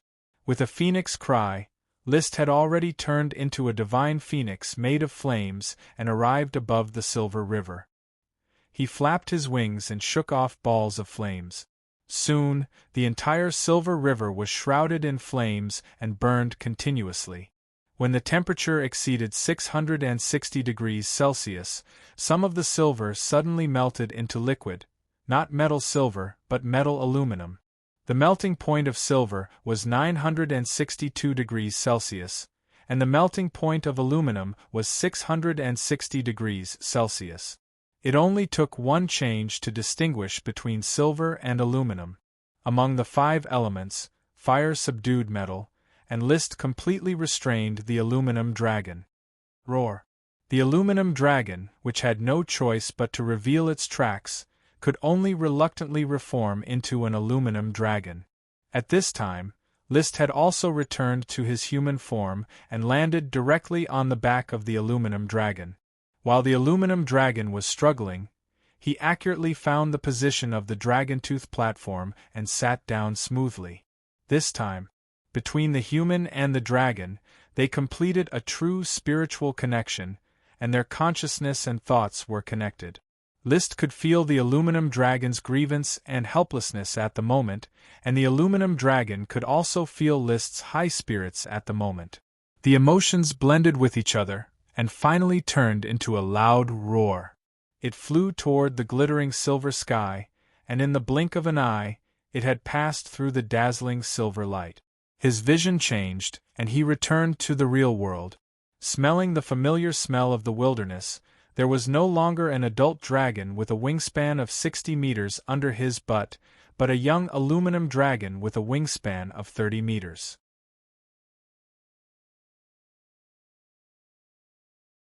Chapter 1024. Seeking monthly tickets for the Big Dragon is dead. Please wait for a moment. After the content has been updated, please refresh the page to receive the latest update.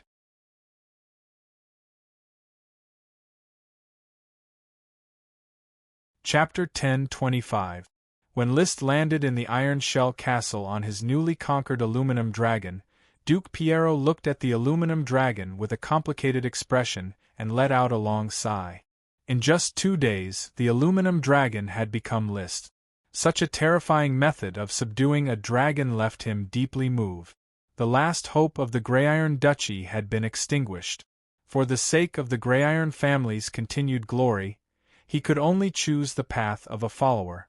Your Majesty, 5 of the 12 marquises of the Grey-Iron Duchy have been contacted. 2 of them have decided to follow my successor, Pyfort, and stay in the Grey-Iron Duchy. The other 3 are my direct followers. They have decided to move their families and follow me to the Fire Kingdom. Piero said, but they hope to see your Majesty and hear your Majesty's promise. Only 3 are willing to leave? What about the other 7? List was a bit disappointed. Not many nobles were willing to leave.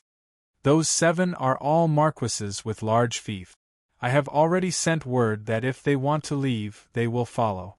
If they don't want to leave, they can stay. In addition, a group of earls and viscounts have been contacted. Only 1 or 2 out of 10 will follow me urgently. Given time, Piero was confident that he could mobilize a third of the nobles to follow him to the Fire Kingdom. However, he didn't have that much time. To avoid being intercepted by the Eagle Kingdom, he would only stay here for a few days before leaving.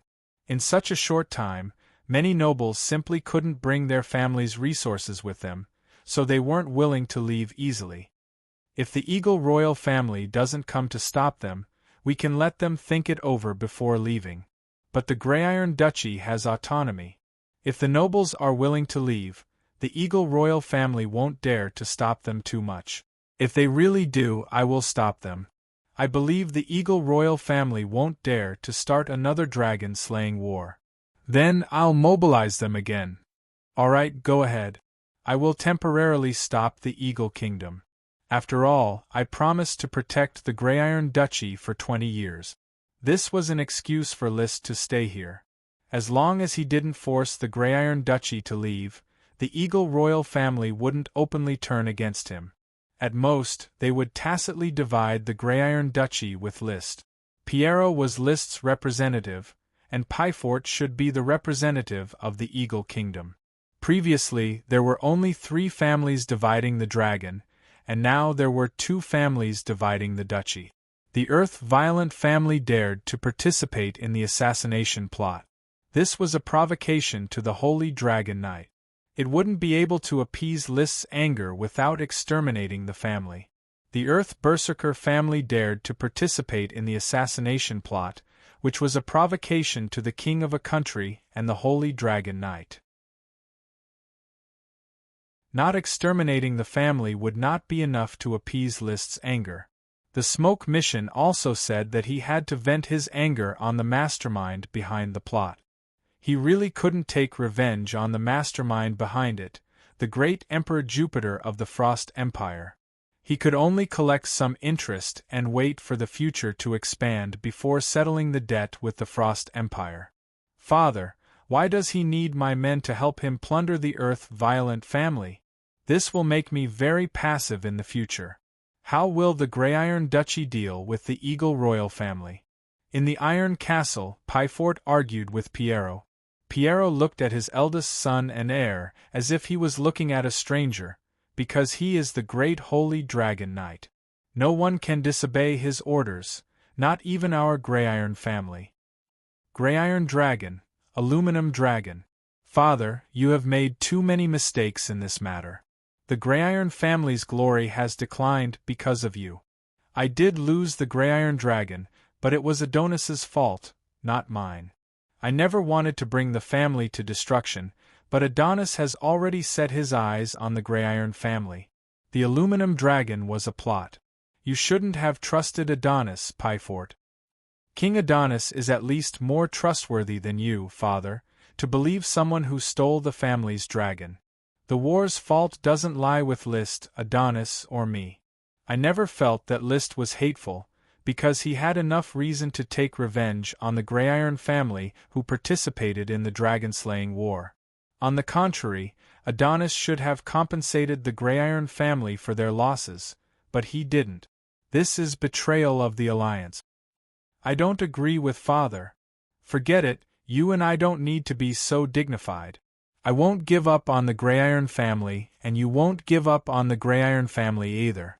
From today onwards, you and I are father and son. I will take the surname Grey-Iron and develop in the Fire Kingdom. Do as you wish. After a moment of silence, Pyfort said coldly, the Grey-Iron family disappeared in father's hands, not me.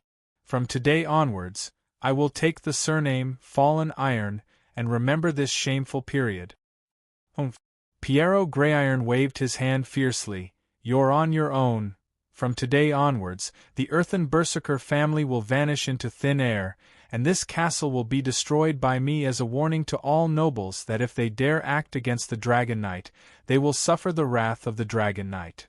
Pylov and his son had both been sentenced to death by List. Once they were interrogated and found out about the conspiracy, as well as the cultivation inheritance of the bearskin wearer, they would be exiled to the land of exile. This was the death penalty for nobles, banished for the sake of their reputation. Charge! On the ground, a large number of knights surged towards the castle, while the knight of the Earthen Berserker family guarded the castle closely. Seeing this, List immediately brandished the broken crystal greatsword in his hand, sending a wave of cold fighting aura straight into the castle. It split open a crack with a loud bang, and who knew how many knights were killed by the fighting aura. Following the crack in the castle, the charging knights pounced on the castle, drowning it in an instant. This sword is really good. The shape is also very unique and domineering. It's very suitable for me to use. Instead of paying attention to the battle below, List was appreciating the greatsword in his hand with relish. This sword was seized from the assassin, and at the same time, There was actually a mystical dragon soul fruit. This surprised him, but not at the same time. The emerald dragon's corpse must have been torn apart.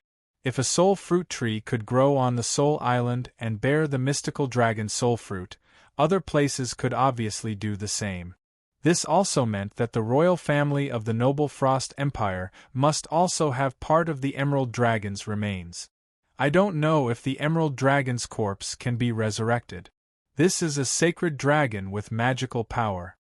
Unfortunately, the assassin was still unconscious.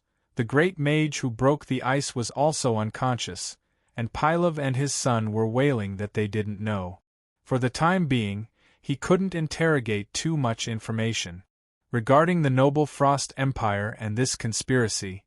He needed to wait for the assassin and the magic shooter to wake up. I'll collect some interest from the Earthen Berserker family first, then I'll deal with this magic shooter and this assassin.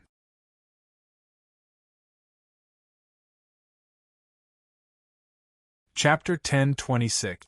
The Earthen Berserker family had been overwhelmed by the Berserker Night. After losing Pylov's leadership, only his eldest son, Pavanti Earthen Berserker, was maintaining the castle's operation. Compared to Pylov, whose strength was comparable to a top-level domain knight, Pavanti was at most a complete sky knight. The three marquises from the Duchy of Grey Iron were all complete sky knights.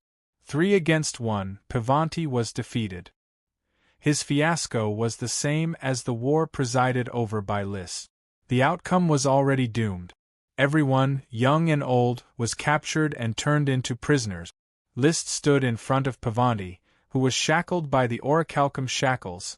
His bone dragon armor majestically said, "Hand over all the elves' contracts and the wealth of the Earth Berserker family. If you and your 3 brothers commit suicide, I will forgive the Earth Berserker family for trying to kill me." Pavanti did not look at his brothers. He only turned to look at his tearful wife and his 3 sons, who were 10, 8, and 4 years old. He then looked at List with grief and indignation. "I am a noble of the Eagle Kingdom.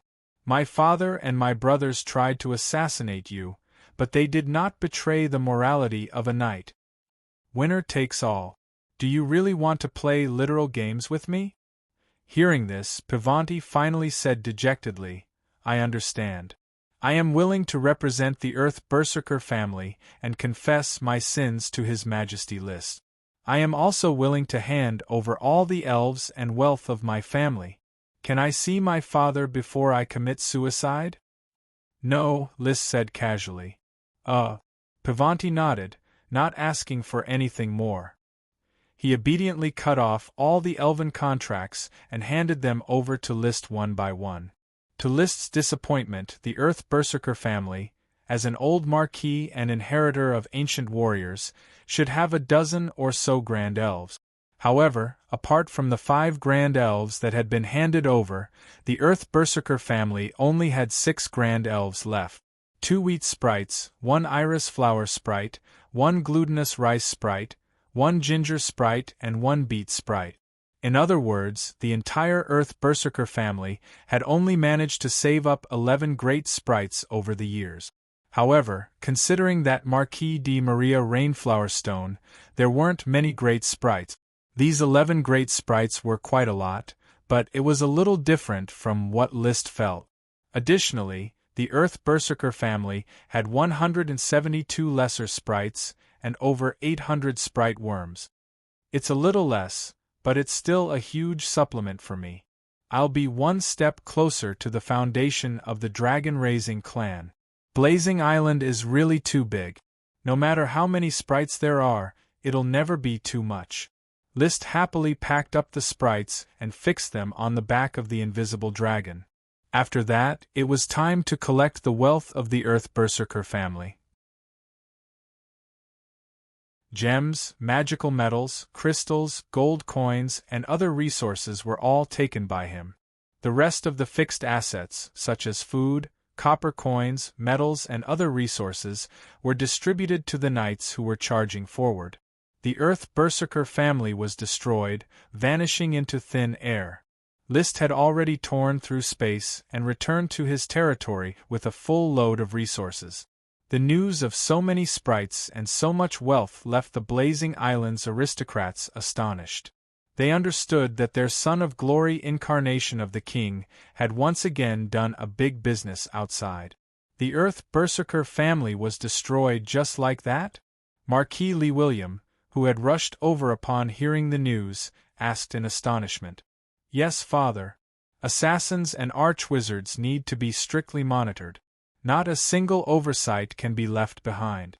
As for Pylov and his 2 sons, father will personally preside over the interrogation. Be sure to pry their mouths open. I want to know how the noble Frost Empire colluded with these people to plot against me. Rest assured, I will properly entertain the 3 of them. However, you have to be careful. The news of the destruction of the Earth Berserker family is likely to infuriate the Eagle Royal family. I know. However, I have to protect Piero and the other knight who have sought refuge with me. If the Blazing Kingdom wants to develop, its population is the biggest constraint. Moreover, from the standpoint of this matter, I am the real victim. I believe the Eagle Royal family will not dare to turn against me for the second assassination attempt. Of the 2 assassinations, the first one was a 5-headed dragon and 2 dragon knight, which were killed by Liszt with great force. The second one was a powerful assassin and arch-wizard from the noble Frost Empire.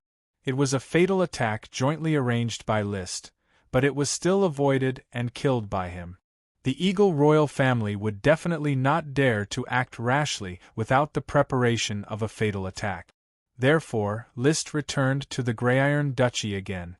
With the remaining power of the destruction of the Earth Berserker family, another group of noble knight from the Greyiron Duchy joined the migration team. They followed the map drawn by Achi herself and headed in the direction of Realgar City. One could imagine. As the Eagle Kingdom could not come up with any countermeasures, more nobles from the Greyiron Duchy chose to flee to the Blazing Kingdom to develop. Everyone could see that after losing the dragon, the fate of the Greyiron Duchy was at stake. Now it was a multiple-choice question, to join the Eagle Kingdom or the Blazing Kingdom. The advantage of joining the Eagle Kingdom was that there was no need to migrate, and the family could preserve its wealth to the greatest extent. The disadvantage was that as a vassal of a destroyed country, it would not be easy to fight for glory. The disadvantage of joining the Blazing Kingdom was that they had to migrate, giving up a large amount of wealth and serfs. The advantage was that there were opportunities everywhere in the new kingdom. As long as they had ambition, they could eventually develop and strengthen the family. Your Majesty, from now on, the Greyiron family will fight at the front lines for your Majesty. After leaving the Iron Castle, Piero found that he only brought a group of followers, a few mistresses and illegitimate children with him. He did not bring a single family member with him. His legal wife decided to stay and live with his son, Pyfort, and continue to guard the Greyiron Duchy that was destined to fail. Look forward, Duke Piero. When Piero left the Greyiron Duchy with his knight, thousands of kilometers away, in the Eagle Kingdom's palace, the Iron Dragon Chain Palace, King Adonis Moonlight Silver looked at the information in his hands without any expression on his face. He only calmly narrated to the Queen. As expected, great Emperor Jupiter's set his sights on the divine holy dragon, the invisible dragon. However, he thought himself clever and was unwilling to cooperate with me.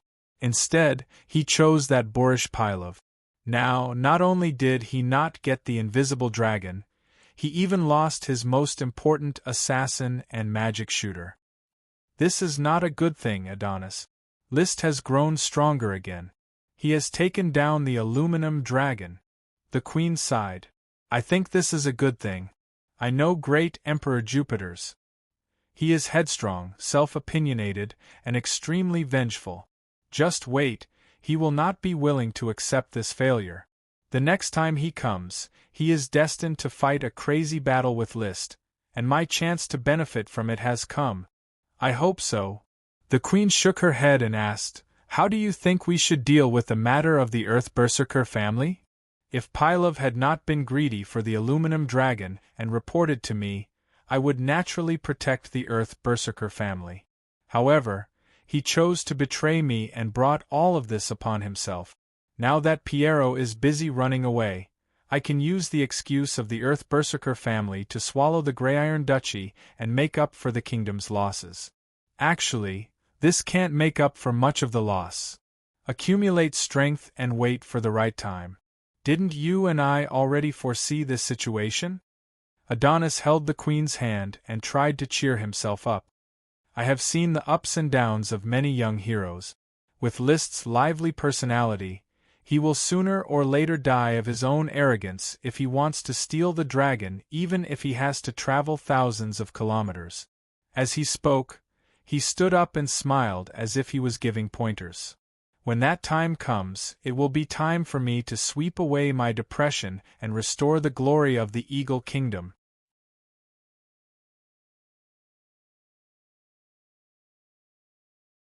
Chapter 10:28.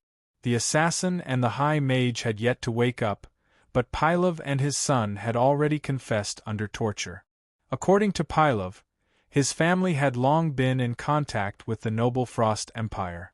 Because there was a trade route between them, the Noble Frost Empire quickly used the news of the aluminum dragon to rope in the Earth Berserker family.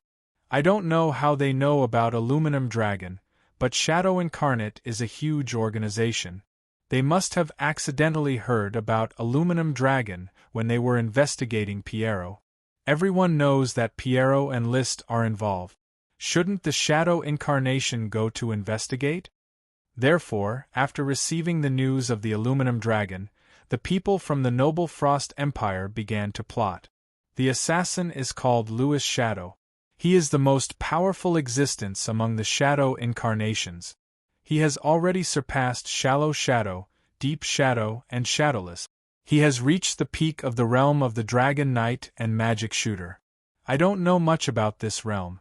I only know that Louis calls himself the King of Shadows. Apart from the King of Shadows, Louis Shadow, there was another magic shooter. He was the royal family's chief magic advisor, Laird Truth. I don't know much about Laird Truth either. I only know that he's a veteran magic shooter with unfathomable strength. Moreover, he has the divine weapon of the Noble Frost Empire's royal family, the Light of Imprisonment magic staff. It can seal the void, and no living being can escape from the Light of Imprisonment. Pylov was a tough guy. After suffering all kinds of torture, he only told the whole plot intermittently like squeezing toothpaste. He wasn't familiar with the King of Shadows, Louis Shadow, or the magic shooter, Laird Truth. Instead, he contacted a middleman. This middleman was the trusted knight of Jupiter the Great. He was in charge of the layout of the entire Eagle Kingdom and the communication with the nobles. Where is the middleman now? Do you really believe he's Emperor Jupiter's confidant? Marquise Oxdale, who was in charge of the interrogation, asked. Pylov sneered. I don't know where he is. He has always been the one looking for us, not us looking for him. Why would I believe him? Don't you think this question is ridiculous?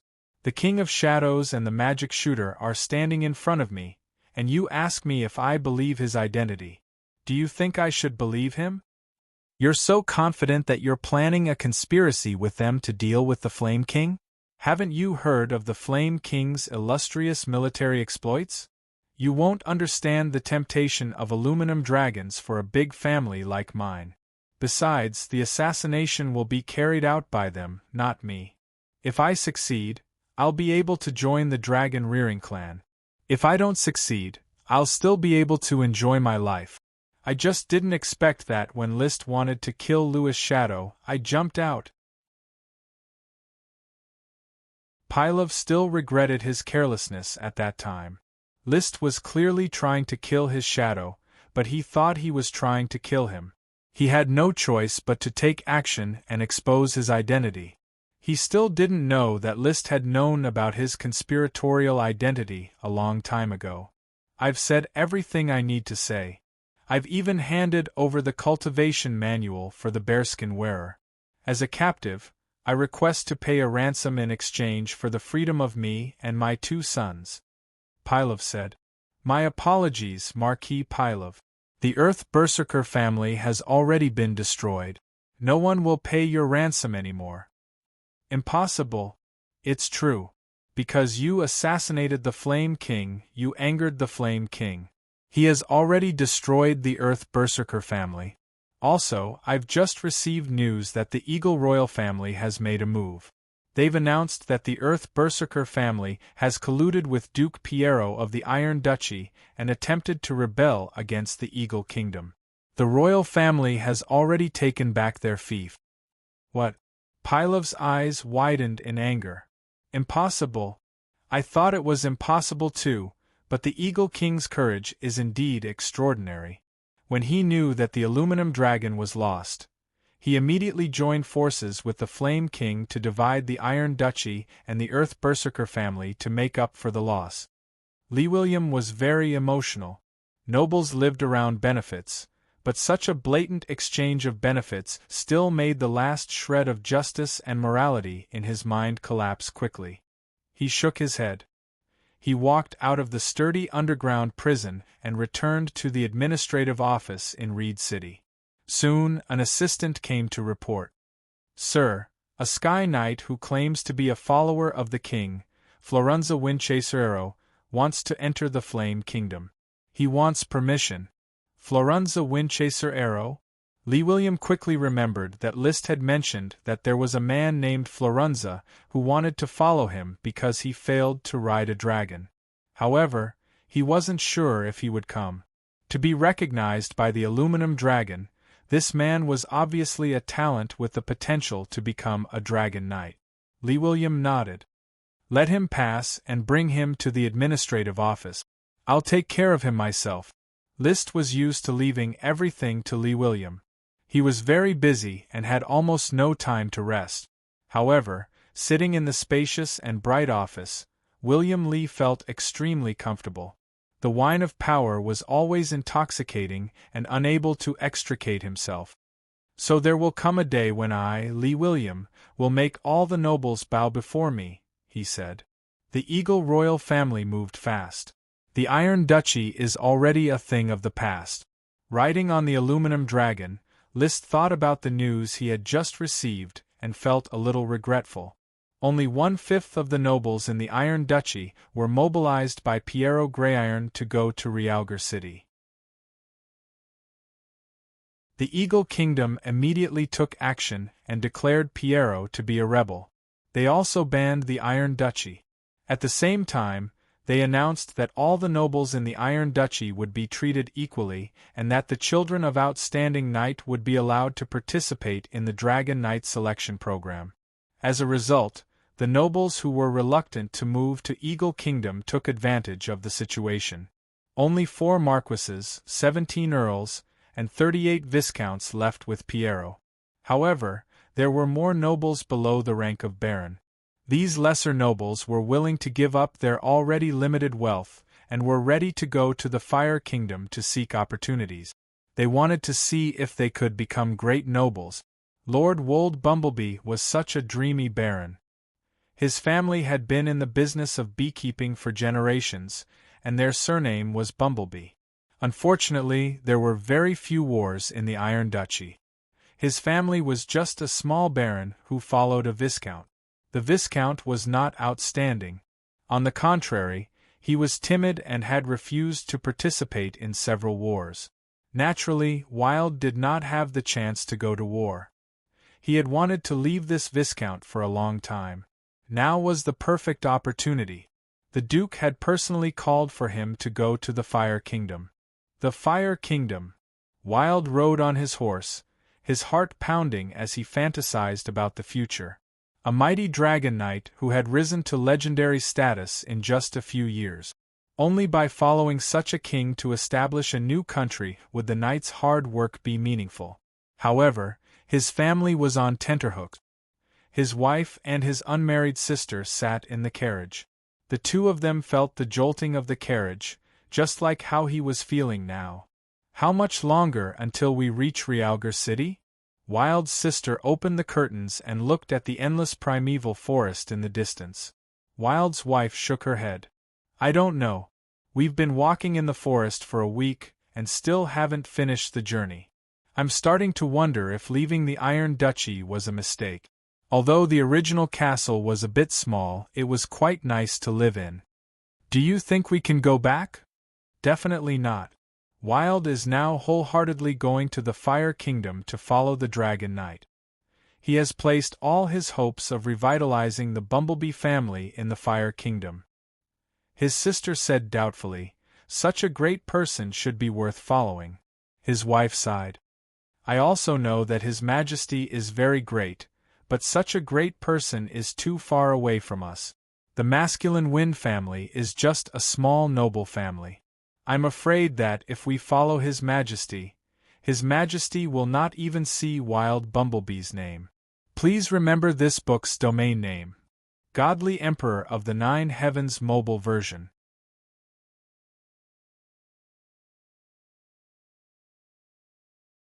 Chapter 1029. If there were no accidents, List would not know the name Alfred Bumblebee. Now that there were more and more night following him, it was hard for him to pay attention to a single Baron. Piero was in charge of opening the way in the mountains and building a bridge in the water. Apart from riding the dragon and driving away the magical beasts that might invade the migration team, Roland was also thinking about the clues about the subdragon that Piero Greyiron had provided him. This was the content of the previous spiritual battle.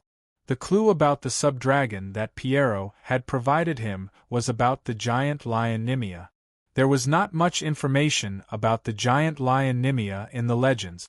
What List knew was that the giant lion Nimia was said to be invulnerable and unkillable. The information Piero possessed also proved this point. 10 years ago, the Greyiron dragon Aoun was still called the Grey King. He was the dragon of the Greyiron family that ruled over the Greyiron Duchy. Once, the Grey King went out for a stroll and found a strong lion in the wilderness south of the Greyiron Duchy. The Grey King wanted to hunt the lion for food. However, after fighting with the lion, he actually did not manage to kill it. Of course, the Grey King was not satisfied. After returning to the Greyiron Duchy, he asked Piero to gather magicians to set up a magic formation to hunt the giant lion Nimia. In the end, he still did not kill it. Instead, the giant lion Nimia killed the lion and escaped. I sent people to the Land of Fertility 3 times. All 3 times they failed and lost a lot of resources. In the end, nothing came of it. 2 years ago, I went to the Land of Fertility to hunt and saw the giant lion Nimia from afar. It was still alive and well. I did not see any of its kind. Piero could not catch or kill the giant lion Nimia, but he could not bear to give it up. Thus, he hid the secret and slowly investigated the giant lion Nimia. He was secretly investigating the giant lion Nimia.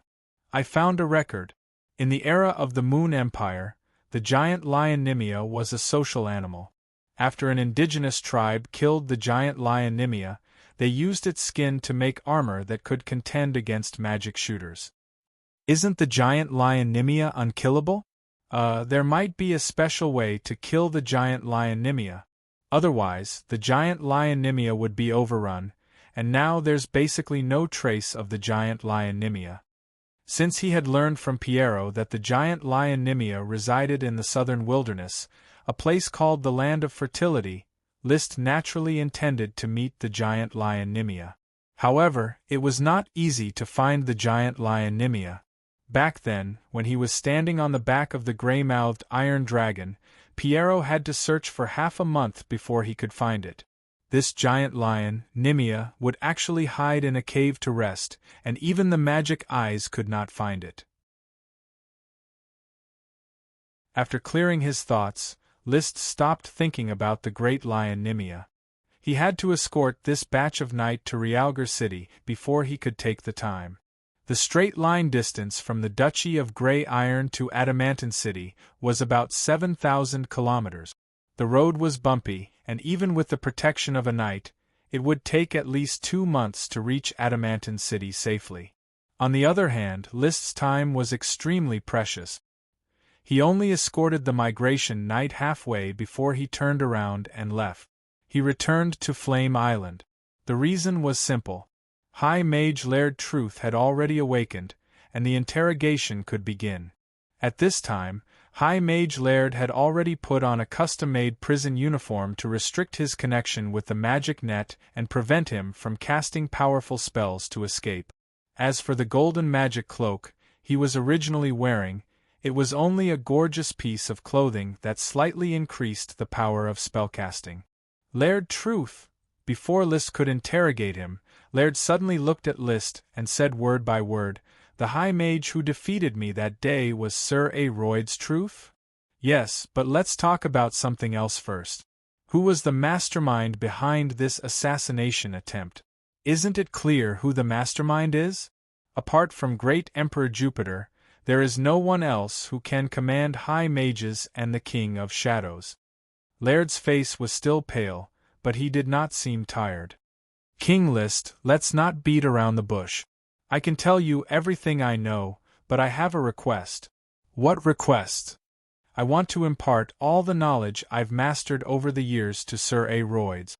I hope she can inherit my research and explore deeper truths." "What kind of request is that? You still want to be a cheese teacher?" "No, I've explored the truth for so many years, but my mastery and understanding of magic are not as good as the young High Mage Siren. It's obvious that I'm not qualified to be her teacher. King List, you don't have to doubt my intentions. Assassinating you is just a transaction. I have no ill intentions towards you. Do you think I'll believe you? Why not? I'm a High Mage. Exploring the truth is my life's mission. I'm just cooperating with Great Emperor Jupiter. He needs me to host magic services for him, and I need him to provide me with research resources. Then, he'll use the light of imprisonment in exchange for me assassinating you." The light of imprisonment was the destroyed magic staff. Laird said matter-of-factly, "To me, Great Emperor Jupiter doesn't understand the charm of the truth. Unfortunately, the magic shooters in the legendary continent have long withered, so I can only cooperate with the noble Frost Empire. But it's different now. Sir Aroyd's is a rare magic shooter. She's proven that she can go further than all the other magic shooters." Faced with Laird's words, List didn't know how to respond. He was already prepared to torture this magic shooter, make him understand how stupid it was to assassinate him, and interrogate him for information about the noble Frost Empire. He didn't expect Laird to not play by the rules. He didn't take the assassination seriously and even wanted to cooperate with Achi. "So, you think you can get away with just a few sentences after assassinating me? You want compensation, right? I can't provide you with resources. My mage tower is in the noble Frost Empire, so obviously, I have to give it up. But I can use the information I know and my knowledge to exchange for your forgiveness," Laird said. "Also, I can stay in the Fire Kingdom and provide magic services for the kingdom. You only need to provide for my daily research needs." The interrogation didn't go smoothly. Or rather, it went too smoothly. Laird didn't have any intention of resisting. With an attitude of, "I'm ready to sell myself to repay the debt," he urged Link to hurry up and cooperate. This left List with nowhere to vent his anger. He couldn't just slap Laird to death. Plus, the knowledge of a magic shooter was indeed a temptation that List couldn't resist. So, he could only look for Achi and ask if she was willing to cooperate with Laird. Achi said directly, "A magic shooter is indeed worth cooperating with, but he assassinated my brother.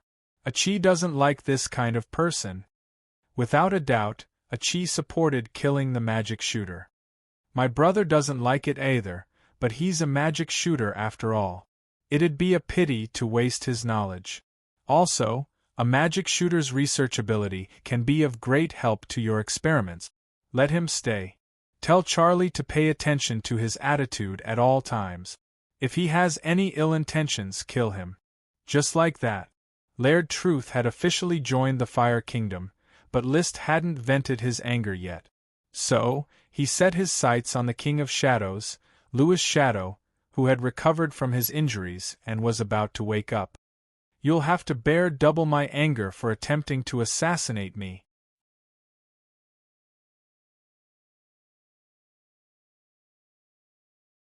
Chapter 1030. Laird Truth was pardoned, but the price was that he would serve the Fire Kingdom for the rest of his life and offer all the knowledge and information he had. List was not interested in understanding his knowledge of magic, but the information he had, especially when it came to the Noble Frost Empire, was worth exploring. The time when the Noble Frost Empire was founded was no longer reliable. It was said that it originated from a kingdom 2,000 years ago. Through marriage and other means, it united 3 neighboring kingdoms and formed the Noble Frost Federation Empire. In the next 2,000 years, the royal families of the 4 kingdoms merged, and finally, only one royal family was left. There were some differences between the royal family of an empire and a kingdom or a duchy. The main difference was that the children of the emperor needed to be in fief. Apart from the eldest son who would inherit the throne, the other children would be enfeoffed and change their surnames to start their own families. If the eldest son died, these children would have the chance to live in the palace and become the new emperor, but the chance was very rare. Every generation of emperors received the best resources and were on the throne for a long time. They would often use the method of intergenerational inheritance to pass the throne to their grandchildren. In case the grandson died, the son could step forward and continue to train the grandson. The current great emperor had directly inherited the throne from his grandfather and already had a grandson, so the bloodline of the royal family would not be broken. Emperor Jupiter was a dark dragon knight. His son was also a dragon knight and his grandson was also a dragon knight. The royal family has a secret treasure. It's a tree related to the emerald dragon. It can bear emerald fruit. You should have seized that emerald fruit from Lewis Shadow. It's because of the emerald fruit that every generation of royal family members can ride a dragon as long as their talent is not too bad. Does the Noble Frost Empire have a lot of this emerald fruit? I don't know. Even I can't pry into this secret. Right? There's a question I've always wanted to solve. You can ride so many dragons alone. Do you also have the emerald fruit? Laird Truth stared at List with bright eyes. He was curious about all the information related to the legendary emerald dragon. List asked, "Why do you ask?" "When Emperor Jupiter made a deal with me and asked me to assassinate you, he told me that a knight can't ride a second dragon without external help. All 3 empires possess the emerald fruit, and with the help of the emerald fruit, the twin dragon knight was born." This was an important piece of information. Obviously, the emerald dragon's corpse had been dismembered, and it had been scattered all over the legendary continent, including the Malfa continent. A family that possessed the corpse of an emerald dragon would obviously be able to become a dragon-rearing family that would flourish for a long time. They would not lack enough dragons to make up for it, and only then could they grow into an empire. For example, the Flame family founded by List could develop normally for a few hundred years, and it would be the proper model for the rise of an empire. Ryder added, "Unfortunately, the Holy Dragon has disappeared for thousands of years. None of the 3 great empires have been able to get their hands on one. You're the only one who has managed to ride an invisible dragon." After getting the news about the invisible dragon, Great Emperor Jupiter summoned me and said that he was determined to get the invisible dragon. Shameless boasting. List was alarmed, but he showed disdain on his face. Ryder shook his head.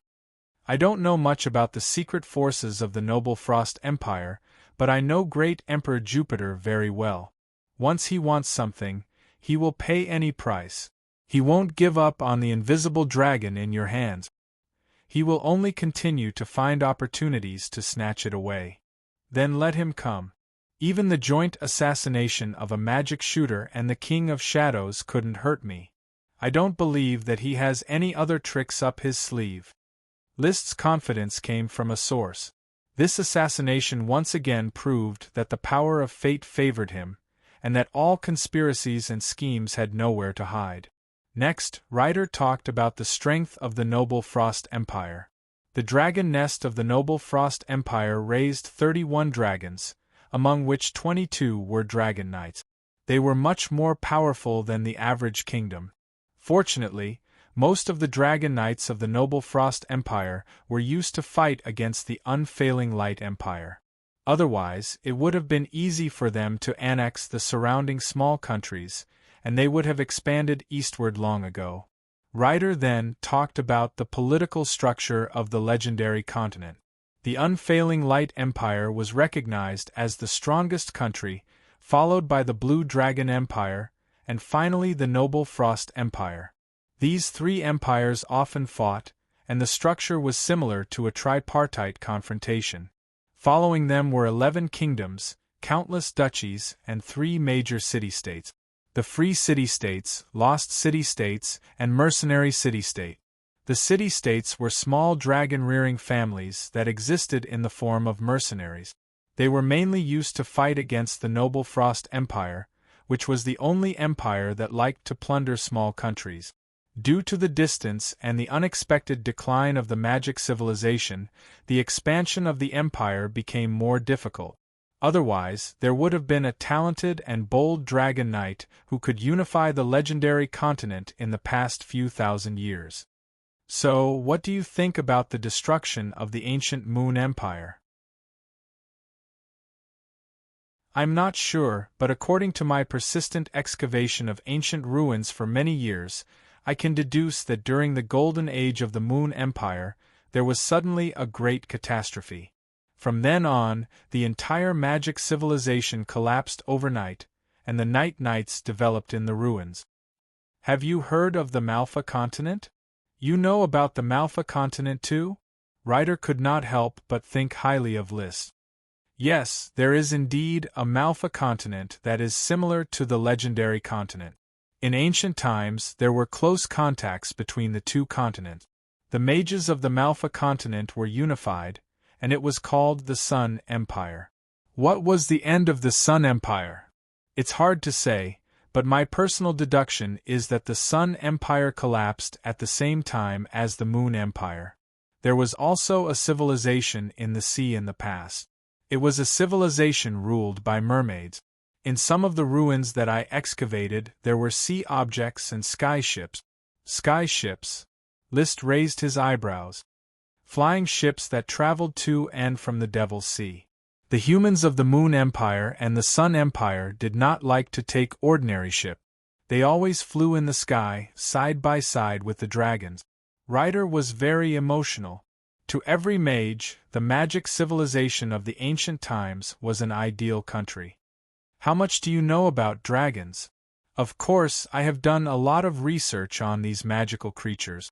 They are the embodiment of the limit of magic power, and they represent the embodiment of some kind of truth.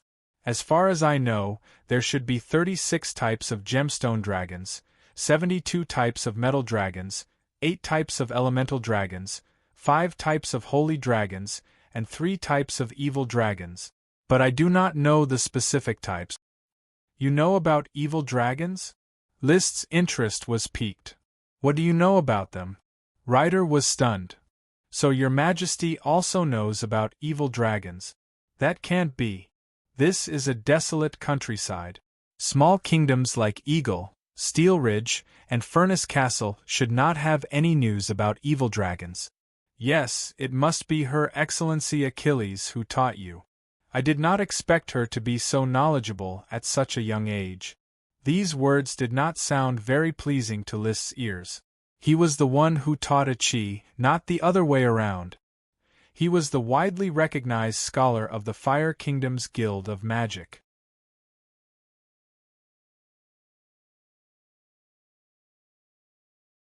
Chapter 1031. He only cursed silently. List still had self-awareness. His half-baked knowledge and the so-called title of erudite were all given face by everyone. Now, Achi was the most knowledgeable person in the Fire Kingdom, especially when it came to magic. List could not understand some of the general principles. They were too profound. This was also the reason why he didn't kill Laird Truth. There were some cutting-edge knowledge that only Laird could comprehend. Kenley Truth and Crazy Truth, the two vice presidents of the Magic Guild, were limited by their level of training. Most of the time, they could not keep up with Achi. As for the 7 mermaids, they were all supernatural creatures, but their magic knowledge was not as good as human magicians. Right now, Achi is disgusted with you because you participated in my assassination. So, your job is to compile the encyclopedia. When you get used to life in the Fire Kingdom, I will arrange for you to participate in Achi's research. Sure, but when do you plan to build a mage tower for me, Your Majesty? He had not even started work yet, and he was already asking for treatment. List waved his hand. There's no rush for the mage tower. With my current knowledge of architecture, it's only a matter of time before I build a spectacular building. Once my palace and palace are built, it will be your turn to build the mage tower. He still needed some time to judge Laird's character. It was impossible to completely trust a person after just a few words. Laird Truth could not deny this. Compiling the encyclopedia is indeed a good idea, but I don't have the patience to do it myself. You'll have to help me find a group of great magicians to be my assistants. I'm only willing to provide oral accounts. Also, prepare a laboratory for me. I want to write magic lessons and teach them to His Excellency Achilles Road. That's easy, but there's one more thing we need to talk about. How much do you know about the King of Shadows, Louis Shadow? Louis Shadow is the leader of the Shadow Incarnations, one of Emperor Jupiter's trump cards. I don't know much about his background, but I heard that he successfully assassinated the Dragon Knight of a small country twice. He is the highest level of the Shadow Incarnations, above Shadowless. Shallow Shadow corresponded to the elite Earth Knight. Deep Shadow corresponded to the ordinary Sky Knight. Shadowless corresponded to the perfected Sky Knight. Louis Shadow was the King of Shadows, reaching the level of Dragon Knight and Magic Shooter. Laird suddenly thought of something and added, the reason Louis was able to become the King of Shadows should have something to do with Great Emperor Jupiter's Dark Dragon. This Dark Dragon was inherited from the previous Great Emperor. Great Emperor Jupiter is also nurturing his grandson in hopes that he can inherit the Dark Dragon. The Dark Dragon is related to the Shadow King. Could it be that Shadow Incarnation is a cultivation system similar to the Light Demon Swordsman or Fire Demon Swordsman? Puzzled, List stood and left. He urgently needed to deal with some necessary work, such as training and familiarizing himself with the dragons. Other than dragons that had perfected their soul imprint, the other dragons would become rusty if they did not familiarize themselves with each other. ZT Elf himself King Dragons, Elf said, Elf King is, Dragon is, to was spirits. The number of big sprites skyrocketed, and List didn't know what to name them. In the end, he followed the custom of the dragon-raising family and didn't even give the big sprites names. He can't take care of the elves. List didn't know what to call them. The 3 dragon elves at home don't have time to bond. Even the most unusual thorn sprite, Ella, is basically left to fend for herself.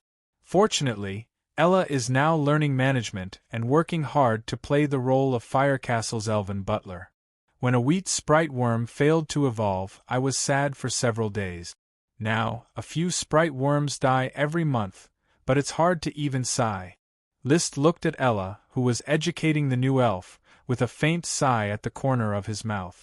The main reason was that his rise was too wild, and his mentality and strength had not been perfectly coordinated. Whoa, do you understand? Ella finished reprimanding the sprites with her hands on her waist. She was wearing a super small frac abier, which made her look a little nondescript. The elves looked at each other and then dispersed. No one responded to Ella at all. Ella was so angry that she shouted, "Wow!" Elves were never social creatures. Their personalities were relatively independent, so they were much less obedient and easily immersed in their own world. For example, the corn sprite Mickey counted corn kernels every day as a little sprite. He still counted corn kernels every day as a big sprite, striving to count from 1 to 100. When he counted to 100, he might be able to evolve into a dragon elf. Before Liszt could complete a round of dragon training, the King of Shadows, Louis Shadow, who was stared at by his double wrath, had woken up from his coma. He was different from Magister Laird Truth, because his internal organs were attacked by Liszt's violent flames and he almost died. Therefore, after waking up, he was still on the verge of death and would faint at any time. Louis Shadow, do you understand your current situation? Liszt personally interrogated the King of Shadows. He was still very curious about the shadow incarnation. How did you evade my assassination? Louis did not answer but asked instead. He was already out of breath after saying a few words. I found that you are still a little unconscious and do not understand your current situation. No, you are not human, definitely not. I clearly stabbed your heart and felt the sweet sound of your heart bursting. Ridiculous. From the beginning, Louis had put on a posture of refusing to cooperate. No matter how Liszt interrogated him, he just repeatedly said, Liszt is not human, you are already dead, I will not fail the assassination, and so on. It was clear that he would not cooperate. This made Liszt very angry. It was no longer double wrath, but triple wrath. However, Louis could not be beaten now. His body was too weak and could be beaten to death at any time. Therefore, Liszt forced himself to calm down, and then a flash of inspiration flashed in his mind. Louis is so uncooperative. If he is not unparalleled in his loyalty, then he does not dare to speak nonsense.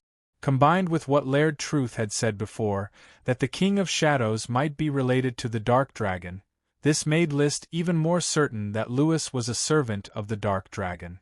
Unlike Paris, who could train independently as a light magic swordsman, Louis might not be able to escape the control of the Dark Dragon. You do not want to speak? Since you want to waste time with me, I will allow you to do so. Liszt stood up and left the dungeon. He ordered the magician with healing abilities, heal his body as soon as possible. He then handed the interrogation to the person in charge of the dungeon. When his body can take it, torture him every day. He does not need to speak. Just make sure he does not die. Your Majesty, please rest assured. I may not be good at interrogating, but I am very good at torturing prisoners. This person in charge of the dungeon was the Earl Sky Knight. He had volunteered to manage the dungeon so that he could torture mortals. One could say that he was a pervert. After sending Liszt off, the person in charge came to the cell with a smile and stared at Louis Ing with an indescribable gaze, sending shivers down his spine. Then he cackled, "You have to get well soon."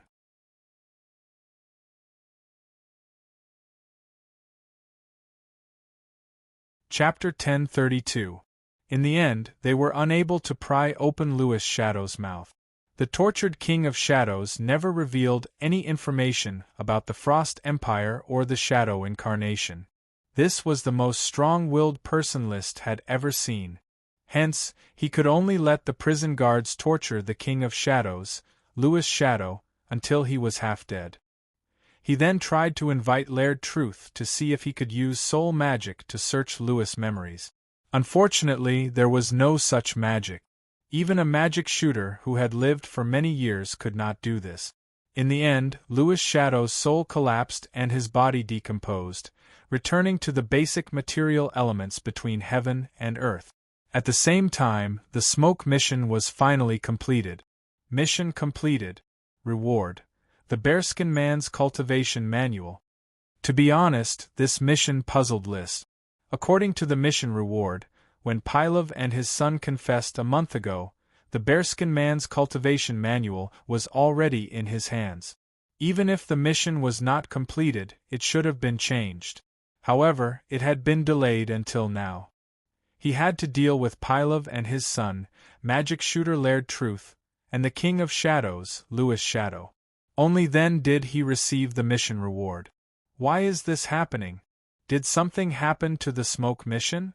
Or did the power of fate deviate due to excessive consumption? This question did not bother him for long, because the new mission content had vaguely explained what had happened to the smoke mission. Quest: 202 Choices of Fate. You have been guided and predicted time and time again. You have grown from a small feudal lord in the countryside to the ruler of a country. In the time that the Fire Kingdom is about to be established, perhaps it is time for you to consider some more profound questions. Please reach the barrier. Reward: Fate's favor. Fate's favor. It seems that the smoke mission is changing.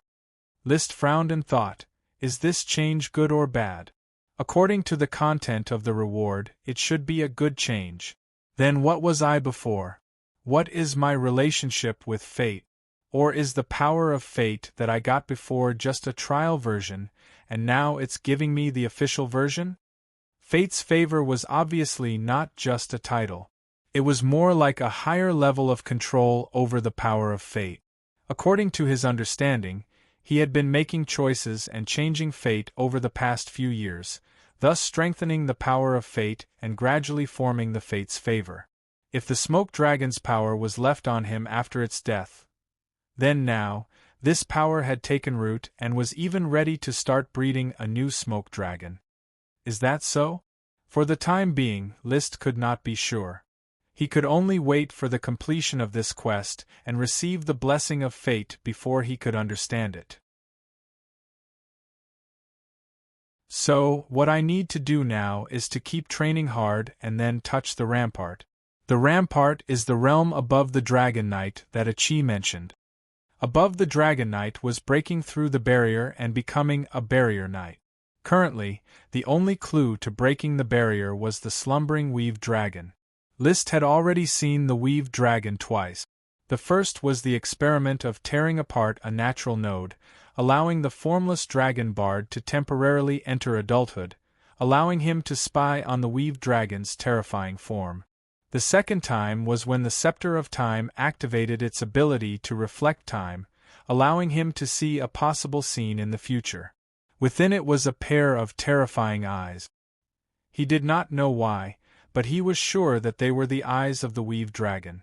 It was probably because in his knowledge, only the weave dragon could have such eyes.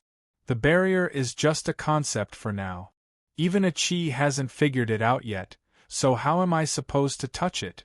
Don't tell me I have to get Achi to help the formless dragon bard enter adulthood again, and then secretly spy on the weave dragon to discover information about the barrier? Indeed, the weave dragon was a very good observation material. However, the weave dragon's powerful strength traversed the boundaries of the material world.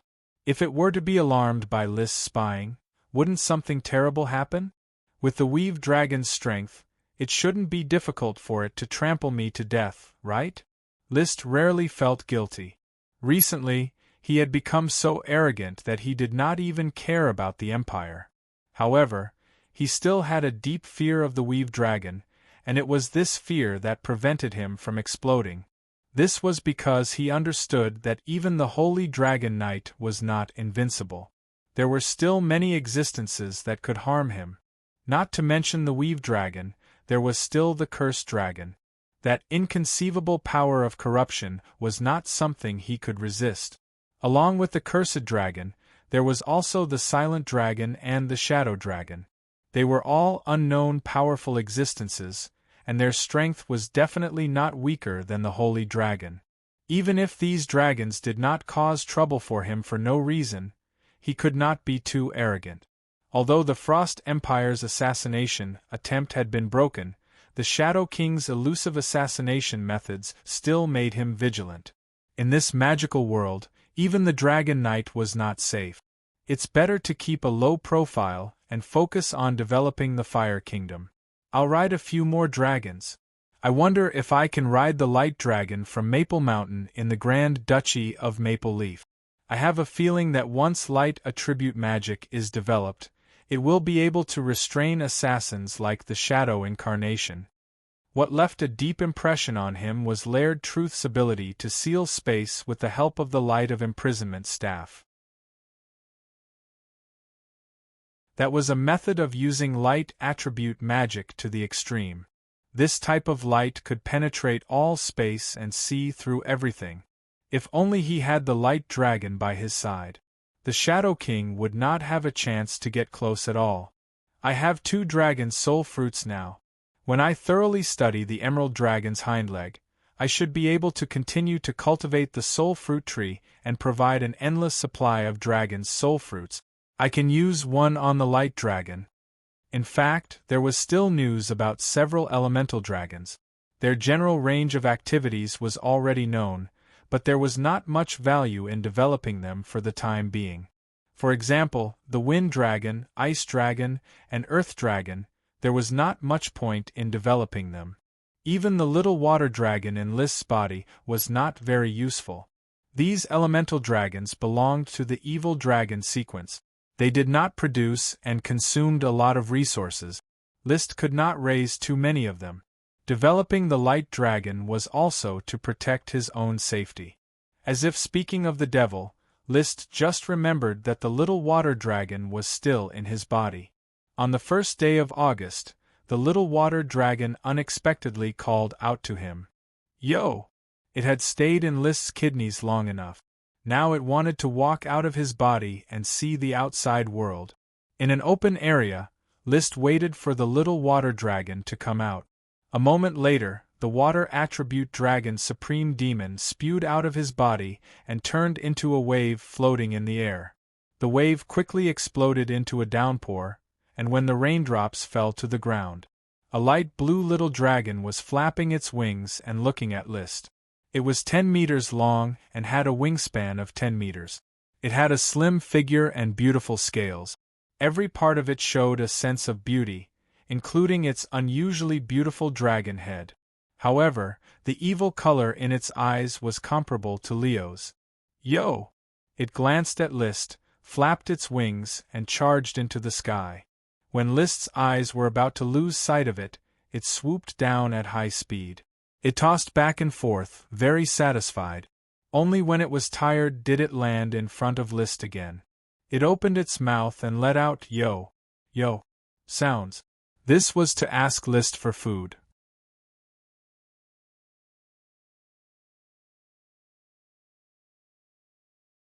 Chapter 1033. Wouter, will you let me ride you? List tried to ride on the back of the little water dragon, but all he got was a fierce stare from the little water dragon. Even though List had enjoyed so many magical feasts in List's body, it still refused to be ridden by List. Yo-ho! It let out a slightly childish cry to express its determination. You really have the temperament of an evil dragon, Wouter. You are as resistant as Leo was back then. But unfortunately, when Leo met me, I was just a sky knight. And now, I am a powerful dragon knight, and I have the phoenix incarnation. List looked at the little water dragon, and shook his head to express his regret. Walter was the name he came up with for the little water dragon. In English, water was water. List was too lazy to waste his brain cells. At the moment the little water dragon was born, he announced its name. Whether it accepted it or not, Walter would be with it for the rest of its life. Yo-ho! Upon hearing the name Leo, Wouter's neck shrank, but it quickly raised its head and continued to express its determination. This was an elemental dragon. All elemental dragons were listed as evil dragons because of their personalities. Although the gem dragon and the metal dragon looked down on humans, their personalities were still considered peaceful. As long as a human was recognized, they would have a chance to have a spiritual battle. However, this was not the case for the elemental dragon. The negative emotions in its heart were constantly growing, and there was no way it could be reformed or recognized. So no matter what, you still have to speak with your strength. Wouter, I don't care about your current strength. List took out a magic potion and stuffed it into the little water dragon. The little water dragon happily swallowed the potion. What greeted it was List, who had already gathered his dragon combat energy and quickly entered a battle stance. He could win the aluminum dragon's spiritual battle without relying on the dragon's soul fruit. He was no longer afraid of the spiritual battle, so he didn't need to use the dragon's soul fruit. After all, he was always shrouded in the power of fate, which originated from the smoke dragon. The emerald dragon, the source of the dragon's soul fruit, was also a holy dragon. Ha! Squatting down, Zhang Xian soared into the sky. He executed half of the phoenix incarnation and materialized a pair of wings on his back. It went straight for the little water dragon, Walter.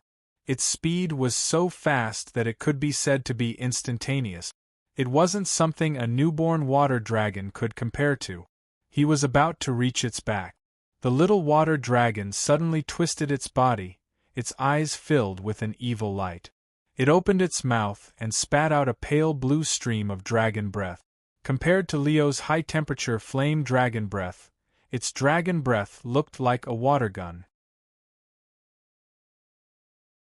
However, in the next moment, List realized the miraculous effect of the water dragon's dragon breath. It didn't disperse. Instead, it condensed into water snakes that attacked List. Insignificant skill. List casually pulled out the crystal blade fragment. Instantly, countless flames burst out from the blade, ruthlessly smashing the water snakes one by one. The broken crystal blade was a weapon obtained from the King of Shadows. The result of the Book of Knowledge's appraisal was Elven Blood, Chromium Dragon Bone, Crystal, Magic Piercing. According to the description, as well as his and Achi's research, the main body of the crystal blade fragment was a piece of dragon bone from a chromium dragon. It was soaked in elven blood, most likely from a big elf. In addition, a large number of crystals were used as decoration. Through the special Iron Knight technique, the crystals and the chromium dragon bone were integrated into one, making it indestructible. To create such a big sword that looked like it was pieced together by many broken crystals. Its nature was magic piercing. It had a very strong piercing effect on magic, especially defensive magic. For example, a magician's water wave shield or a knight's magic equipment were all within the range of magic piercing. The King of Shadows must have relied on this weapon to successfully assassinate the two Dragon Knight. After all, under the powerful magic piercing effect, even List couldn't defend against it. If he couldn't transform into a phoenix, his heart would have been pierced and he would have died. Now that it had become List's weapon, it was given the name Crystal Blade Fragment. As soon as it was used, it showed a strong effect. The water snake formed by little water dragon Wout's dragon breath couldn't resist the broken crystal blade. After defeating Walter's attack with one move, List took the opportunity to rush to Walter's back. He found a spot on the Dragon Fong platform and was about to sit down. Of course, Walter was unwilling. It twisted its body and flapped its wings wildly. Its tail was like a whip as it lashed at List. The wind howled. List had to dodge the tail whip. Roar! Walter's attack succeeded. It immediately flapped its wings and fled. However, it had just been born and was too weak. List flapped his phoenix wings effortlessly and caught up with it in a flash. After defeating its dragon breath again, he finally took the opportunity to sit on the Dragon Fong platform. I'm so strong now. Young dragons are no different from normal World of Warcraft in front of me. As he sat down, he lamented. Then, his vision was flooded by an endless ocean. He had arrived in a world of water. This was undoubtedly the spiritual world of Walter. Roar! A thunderous roar jolted List out of his thoughts. He found that the little water dragon, Walter, had turned into a huge and ferocious adult water dragon. It was no longer the beautiful and delicate appearance it had when it was young. Instead, it was bloated, wrinkled, and thorny. After losing its beauty, its strength had greatly increased. It stared at List wantonly, opened its mouth, and sneered silently. Through the faint spiritual connection, List could understand what Walter was saying. It was telling List that the tables had turned. It was now its turn to be the banker. The last dragon that thought so was a 50-year-old aluminum dragon. Do you know what it's doing now? It's working for me, escorting a group of knight migrating to the Fire Kingdom. List stood in the water without a hint of discomfort. The spiritual world was very strange.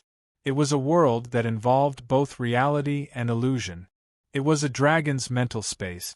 Dragons were the most powerful existence in the spiritual world. Humans, on the other hand, were at an absolute disadvantage in spiritual battles. However, List was not included in this. The trump cards he had in reality were directly reflected in the spiritual world. The fog of fate that shrouded his body, the phoenix transformation that he could use at any time, and the weapons in his hands could all be reflected in the spiritual world.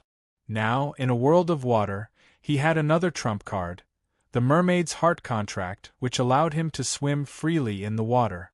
So, he held the crystal breaker blade with both hands and looked at the approaching water dragon without fear. In the spiritual world, there is no dragon knight stronger than me. Roar. Walter was confused when it saw List's smooth posture. It knew that humans could not survive in the water. That was why it was invincible in the spiritual world. It did not expect to meet a human who could breathe freely in the water. The doubt only lasted for a moment before it discarded the thought. Its eyes flashed with an evil glint as it pounced at List. Although it was born from List's body, that did not stop it from ruthlessly defeating him. After all, how could an ant ride on the noble body of a water dragon?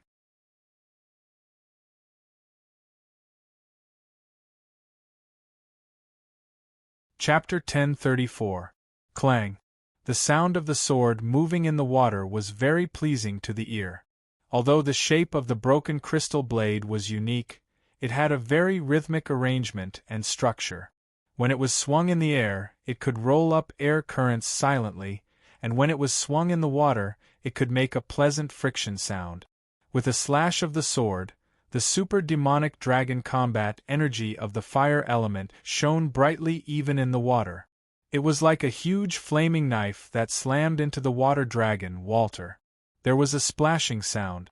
The scales on Walter's body were instantly split open by the super demonic dragon combat energy, leaving a charred wound. You're... At the same time that Walter was angry, he was also terrified. He never thought that List would be able to hurt him in such an environment. Moreover, it seemed that List's strength had not declined. Instead, it had skyrocketed, becoming stronger and more ferocious than in reality. I've said it before, with your young IQ, you won't understand my strength. Walter, stop struggling pointlessly. Holding the broken crystal blade, the smoke turned into a cloak that rippled behind him. List said calmly, I nurtured you from the wreckage, and this is the bond between us that can never be broken. You're... Walter's dragon eyes emitted a faint blue light, and he rushed over again, accompanied by a powerful dragon breath. These dragon breaths instantly turned into countless giant sea snakes, entangling List. Compared to the dragon breath in reality, its current dragon breath could be said to be powerful. The countless water snakes danced, and the scene alone was enough to make one's scalp tingle. However, under the smoke-enhanced broken crystal blade, no matter how strong the giant snakes were, they would just be cannon fodder. The flames turned into a sea of fire, quickly burning and evaporating every giant dragon breath snake. They spun and jumped, stirring up a fire tornado in the sea, heading straight for the water dragon, Walter. The battle was hardy. In the end, with his powerful strength, List killed the water dragon. The broken crystal blade was stained with the super demonic dragon's blood, and he announced the victory of this spiritual battle. He took the spiritual battle seriously, without the help of the mystical dragon's soul fruit. This was the second time he had won openly, and it was against an elemental dragon, an evil dragon's spiritual world. The next moment, the bubbles in front of him dissipated, and a brand new water dragon was floating in front of him. It lowered its head and nudged List, indicating for List to ride on its dragon Fong platform. As long as he defeated the dragon in the spiritual battle, it would be equivalent to registering his marriage. List put away the shattered crystal blade, smiled slightly, and leaped onto the dragon Fong platform. Then, he instantly completed the spirit as one link and rode the water dragon up from the water. After flying for an unknown period of time, he finally leaped out of the water, creating countless splashes as he flew straight up. The next moment, his vision changed. He was riding on the young water dragon, Wouter, and was flying crookedly in the sky. His vision was not new, and it was similar to a human's vision. Ouch! Walter let out an angry roar. Although it had accepted its fate, it was not satisfied. Don't be impatient. After a while, you will understand how lucky you are to follow me. List touched the scales on its neck. Everything was over. The dragon nest of the small water dragon, Walter, was temporarily arranged in the only sea city of the Fire Kingdom, Mermaid City. It was located near the mouth of the Whirlpool River, not far from Estuary City.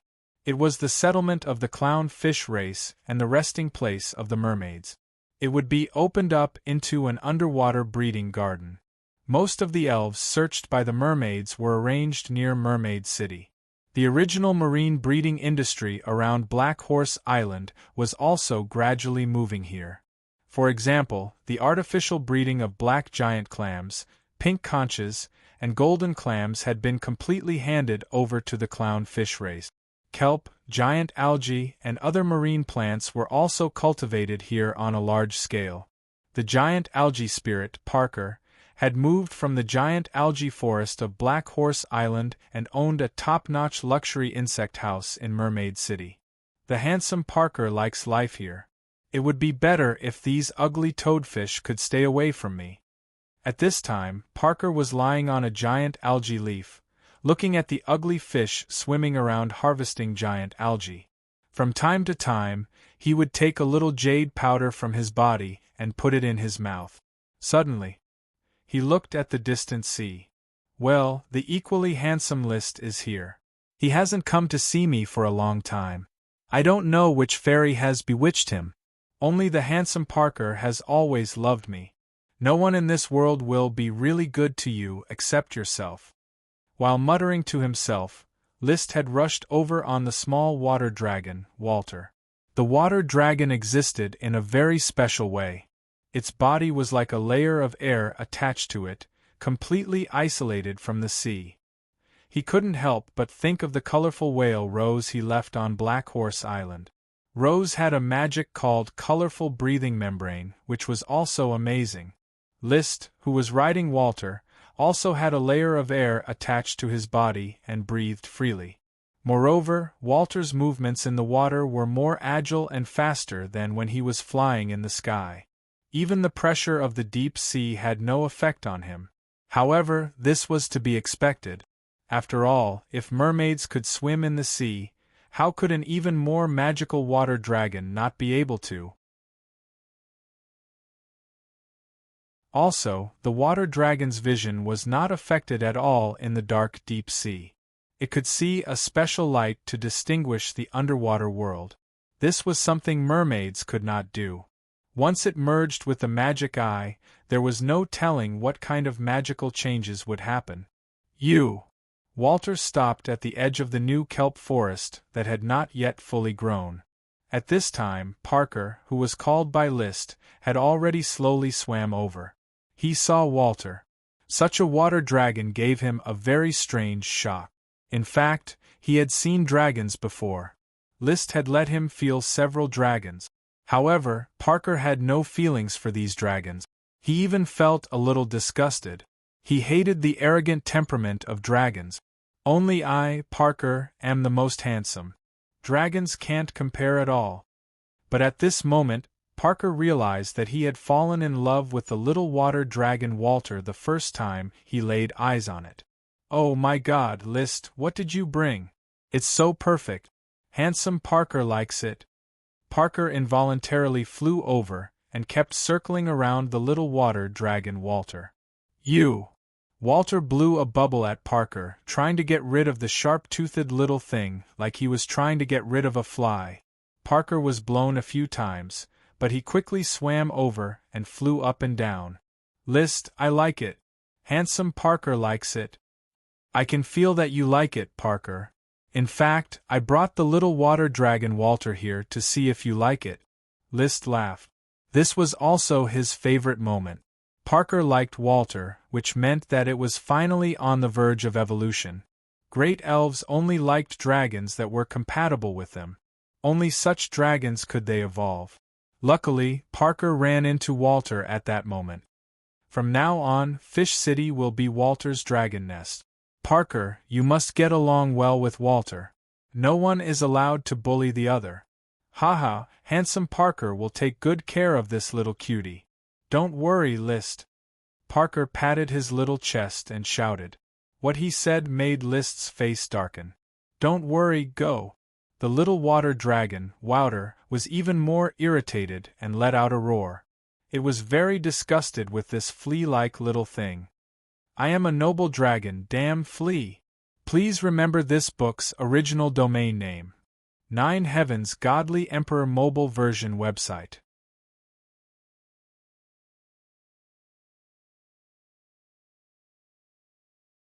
Chapter 1035.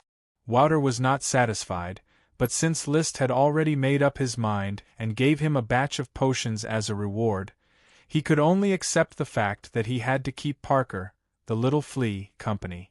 Little cutie, I'll take good care of you. Handsome Parker will like you as much as he likes himself. The giant seaweed elf grinned with a mouth full of sharp teeth.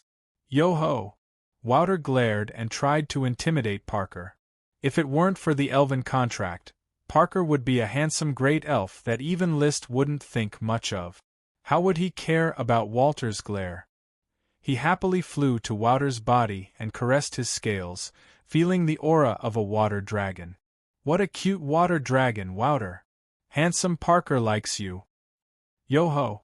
The little water dragon raised its head in anger and despair. In fact, it could not feel Parker's presence at all.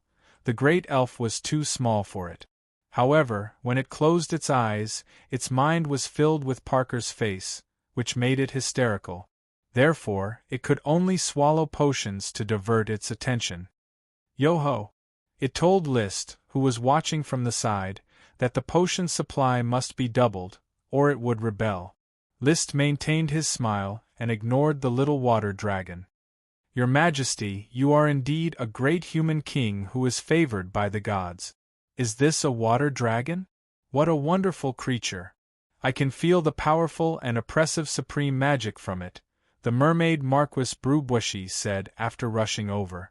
After all, dragons represent the pinnacle of power. From now on, little water dragon Wouter will use Mermaid City as his dragon nest. Brubwashi, I'll leave the design of the dragon nest to you. Rest assured, Your Majesty.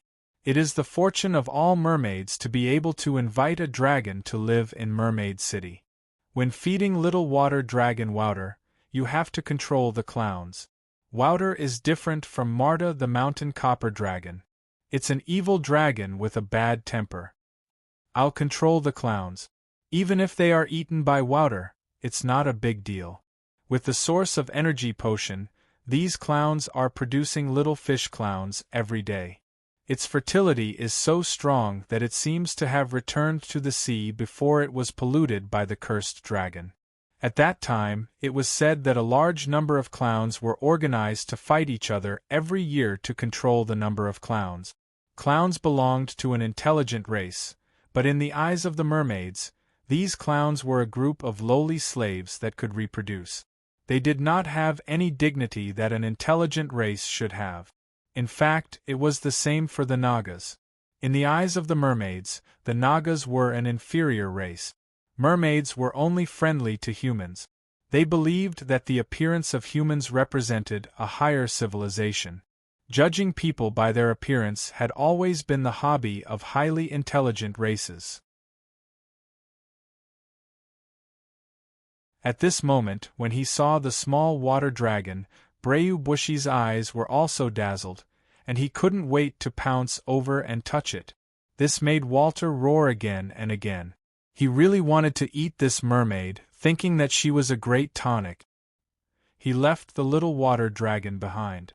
Liszt also handed over the exploration of the stronghold night to Achi. He did not have any clues at the moment, so he could only hope that Achi could make some discoveries. Subsequently, he rode on the invisible dragon Bard and directly tore through the material boundary. He came to the wilderness south of the solid land, which was the original habitat of the aluminum dragon. There was a brass mine here that could not be mined for the time being. Of course, he was not here to mine, nor was he here to join the migration team. Instead, he was going to set off for the fertile land and try to find Nimia the Great Lion. As for the light dragon that was scheduled, he had no plans to ride it for the time being. An adult light dragon was not easy to deal with, and the Grand Duchy of Maple Leaf was located between the Eagle Kingdom and the Iron and Steel Ridge Kingdom. It was easy to be exposed if he went to snatch the light dragon. It was not a good idea to move without being prepared. The light dragon was there, and no one was fighting for it. He could ride it at any time. He ordered the light dragon to guard against assassinations. However, Great Emperor Jupiter knew that if the assassination failed, he would not let it go, according to what Laird Truth said. He would definitely get back at him. However, the King of Shadows was already dead. The magic shooter defected to the Fire Kingdom, and the broken crystal blade that he brought with him became Liszt's sword. The mirror-like equipment that could see through supreme magic naturally fell into Liszt's hands. The mirror was called the Magic Weaving Compass. It could weave the tracks of the surrounding supreme magic onto the compass. It was a very powerful detection artifact, especially effective against dragons. The other equipment that could seal space, the imprisonment light magic staff, had been destroyed.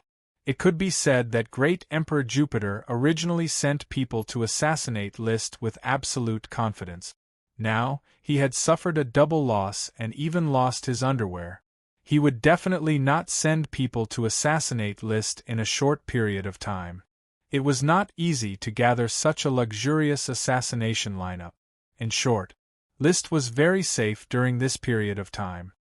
He was invincible in the northeast corner of the legendary continent. As long as he kept a low profile, no one could hurt him. The fertile land still has to fly for more than 1,000 kilometers to the south. I hope Nimia the Great Lion is not hiding in the mud and sleeping during this period. Otherwise, it will not be easy to find it. However, it turned out to be a prophecy. The power of fate did not choose to favor him these few days. After searching for 3 days and 3 nights in the fertile land, he did not find any signs of supreme magic. There were also no signs of high magic. If Nimia the Great Lion did not leave the fertile land, then it must be sleeping in the mud. High-level dragons and creatures like World of Warcraft did not come out to hunt every day. Sometimes it was common for them to sleep for 10 days or half a month. However, Liszt did not have time to waste here. After searching for 3 days and not finding anything, he directly tore open the material boundary and traveled back to the territory. As soon as he returned to the territory, there was good news. When Achi was preparing to start her research on the stronghold, she unexpectedly developed another special magical result. A magical contract designed according to the awe of the phoenix. This kind of contract was originally proposed by Liszt. He hoped to build a bridge between the night and the World of Warcraft Mount. Achi organized a group of great magicians to research this direction. At first, she did not have any expectations, but she unexpectedly received a reward. Brother, this kind of contract has been verified by the night. It can indeed establish a spiritual connection between the Knight and World of Warcraft. Their souls can be connected through a special frequency. Although the close spiritual connection is a little vague, the Knight and World of Warcraft can influence each other. Similar to the knight and the elf? It's somewhat similar, but the power of the contract is a little weaker because it is not mandatory. The World of Warcraft must be familiar with the knight before the contract can be established. If the World of Warcraft resists, the contract will be broken. In addition, magicians can also communicate with the World of Warcraft through the contract. Even magicians can do it? Then is it applicable to all World of Warcraft? It must be a World of Warcraft with a certain level of intelligence. If it is an insect-type World of Warcraft with no intelligence, it will be very difficult to form a contract. The knight and insect-type World of Warcraft can't get used to each other. No matter how well you treat insect-type World of Warcraft, you won't be able to exchange feelings for insect-type World of Warcraft, so you won't be able to form a contract. Although it was not applicable to all World of Warcraft, List rubbed his chin and gave full affirmation to this research result. It will have a very wide range of applications. In that case, let's call this contract Beast Taming Contract. With this contract, it won't be difficult for the knight to tame World of Warcraft as his mount. It was very fitting and elegant.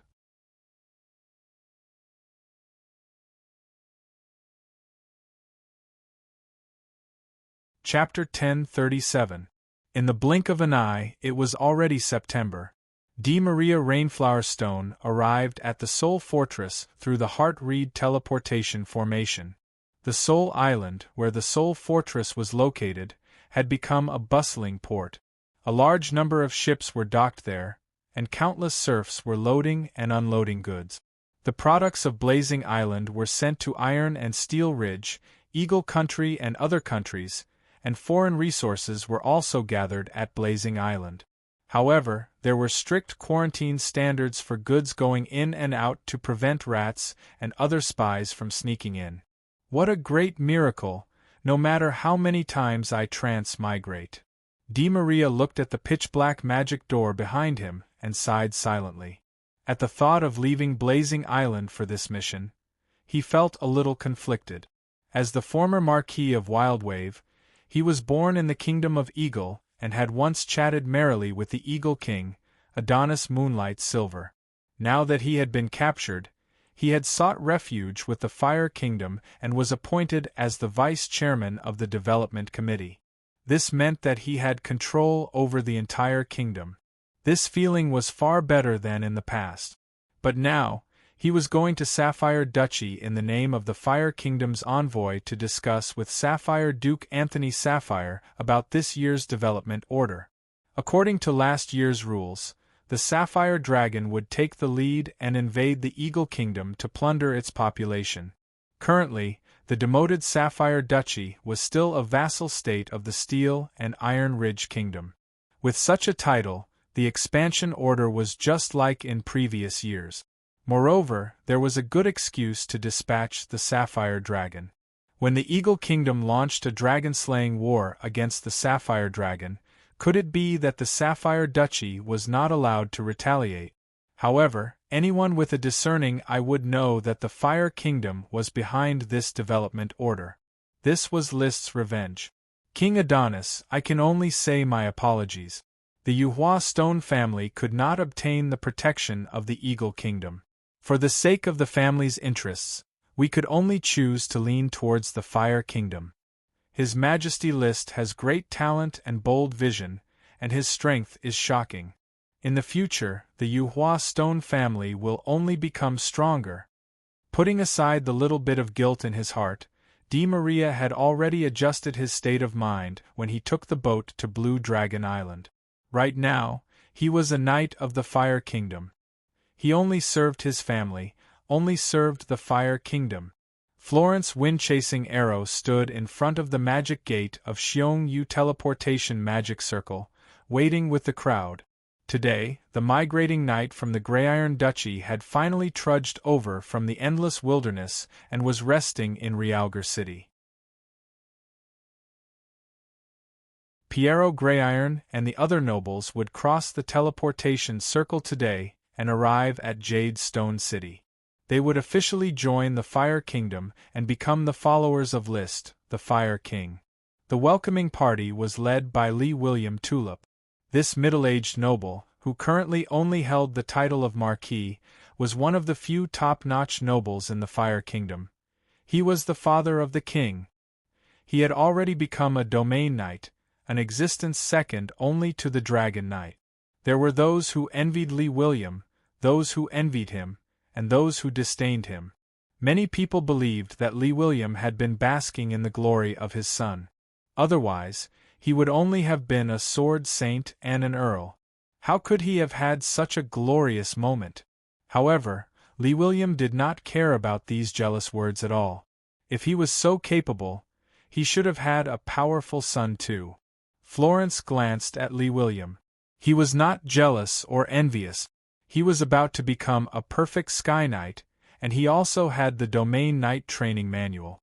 The Greyiron Duchy and the Eagle Royal family were close friends, so they naturally had the Domain Knight training manual. Duke Piero's talent was limited and he could not cultivate, but Florence was full of confidence. In the future, he was destined to become a Domain Knight. With the rise of the Fire Kingdom, he would be conferred the title of Duke if he made great achievements. The rise of a brand new kingdom will inevitably have to compete with the original 3 kingdoms for resources. I have plenty of opportunities to make contributions. Even if I can't grasp the opportunity to make contributions, I can still inherit my father's title and become a duke. But I hope to become a duke myself. He did not have much work to do on Blazing Island, so he had many opportunities to travel around. What he heard the most here was not the gossip among the nobles, but the discussion of military achievements and the worship of List. At the age of 16, he was still a trainee knight. People called him a loser and he was assigned to the most remote town in the country. However, at the age of 18, List had already become a Sky Knight and a Dragon Knight not long after. Later, he rose to power in the Battle of Dragon Slaying on the Sea. Then, in the second Battle of Dragon Slaying, as a Holy Dragon Knight, he fought against 5 dragons and 2 Dragon Knights of the Eagle Kingdom alone. He killed a Dragon Knight and took away the Greyiron Dragon. It shocked the 3 kingdoms. Now, List was only 21 years old, but he had 7 dragons, including the Invisible Dragon, the Fire Dragon, the Light Green Gem Dragon, the Grey Iron Dragon, the Orichalcum Dragon, the Aluminum Dragon, and the Bone Dragon. He did not know that List had also obtained a new Water Dragon, so he had 8 dragons. In this era, the most legendary and dazzling one was List. Everyone knew that his rise was unstoppable. Therefore, being able to follow behind List meant that they were about to make a fortune, and that great nobles would spring up one after another like bamboo shoots after the rain. My starting point is far higher than His Majesty List. Although I am not blessed by the glory of the night like the Son of Glory, I also have to rely on my own efforts to create a family, instead of inheriting my father's title, just as he was in a trance. Suddenly, he heard someone shouting, "It's coming!" Florence suddenly came back to his senses and looked up at the dark magic door. The deep blue vortex emerged, and then a loud dragon roar came from it. In the next moment, a tall silver-white figure rushed out of the magic door. Under the illumination of the sun, it shone with silver light. It was the aluminum dragon that he had lost in the Battle of Seoul. It had now become one of List's mounts, and had escorted the night migration team all the way to Flame Island. After rushing out of the Xiongyu teleportation array, the aluminum dragon left without looking back, flying into the sky and disappearing. It heard List's call and went to the dragon nest that List was arranging for it. The appearance of the aluminum dragon caused a commotion among the Night Knights, but it soon calmed down. The knight welcoming the team had seen many dragons. There were quite a lot of dragons on Flame Island, especially the invisible dragon. It appeared very frequently, and its beautiful posture had already convinced everyone. Therefore, everyone was immune to the new aluminum dragon. A moment later, another vortex appeared in the teleportation array, and a team of knights shuttled out. Seeing the familiar flag behind the knight, Florence wanted to go forward to greet them, but he stopped and followed the other knight. He did not want others to know about his relationship with Duke Piero. After all, he had decided to rely on his own efforts to create a new family. His shyness did not affect the whole welcoming ceremony. Lee William had already come forward on his black blood horse, and performed the knight greeting with Duke Piero. Duke Piero, fellow knight, welcome to Flame Island. On behalf of the King of List, I extend a heartfelt welcome to you. His Majesty has been looking forward to your arrival, and the Flame Kingdom now needs you to join us to create a new era of the kingdom. You're tuning in to the Phoenix Knights YouTube channel. Don't forget to subscribe and join us on this journey to catch the most captivating stories.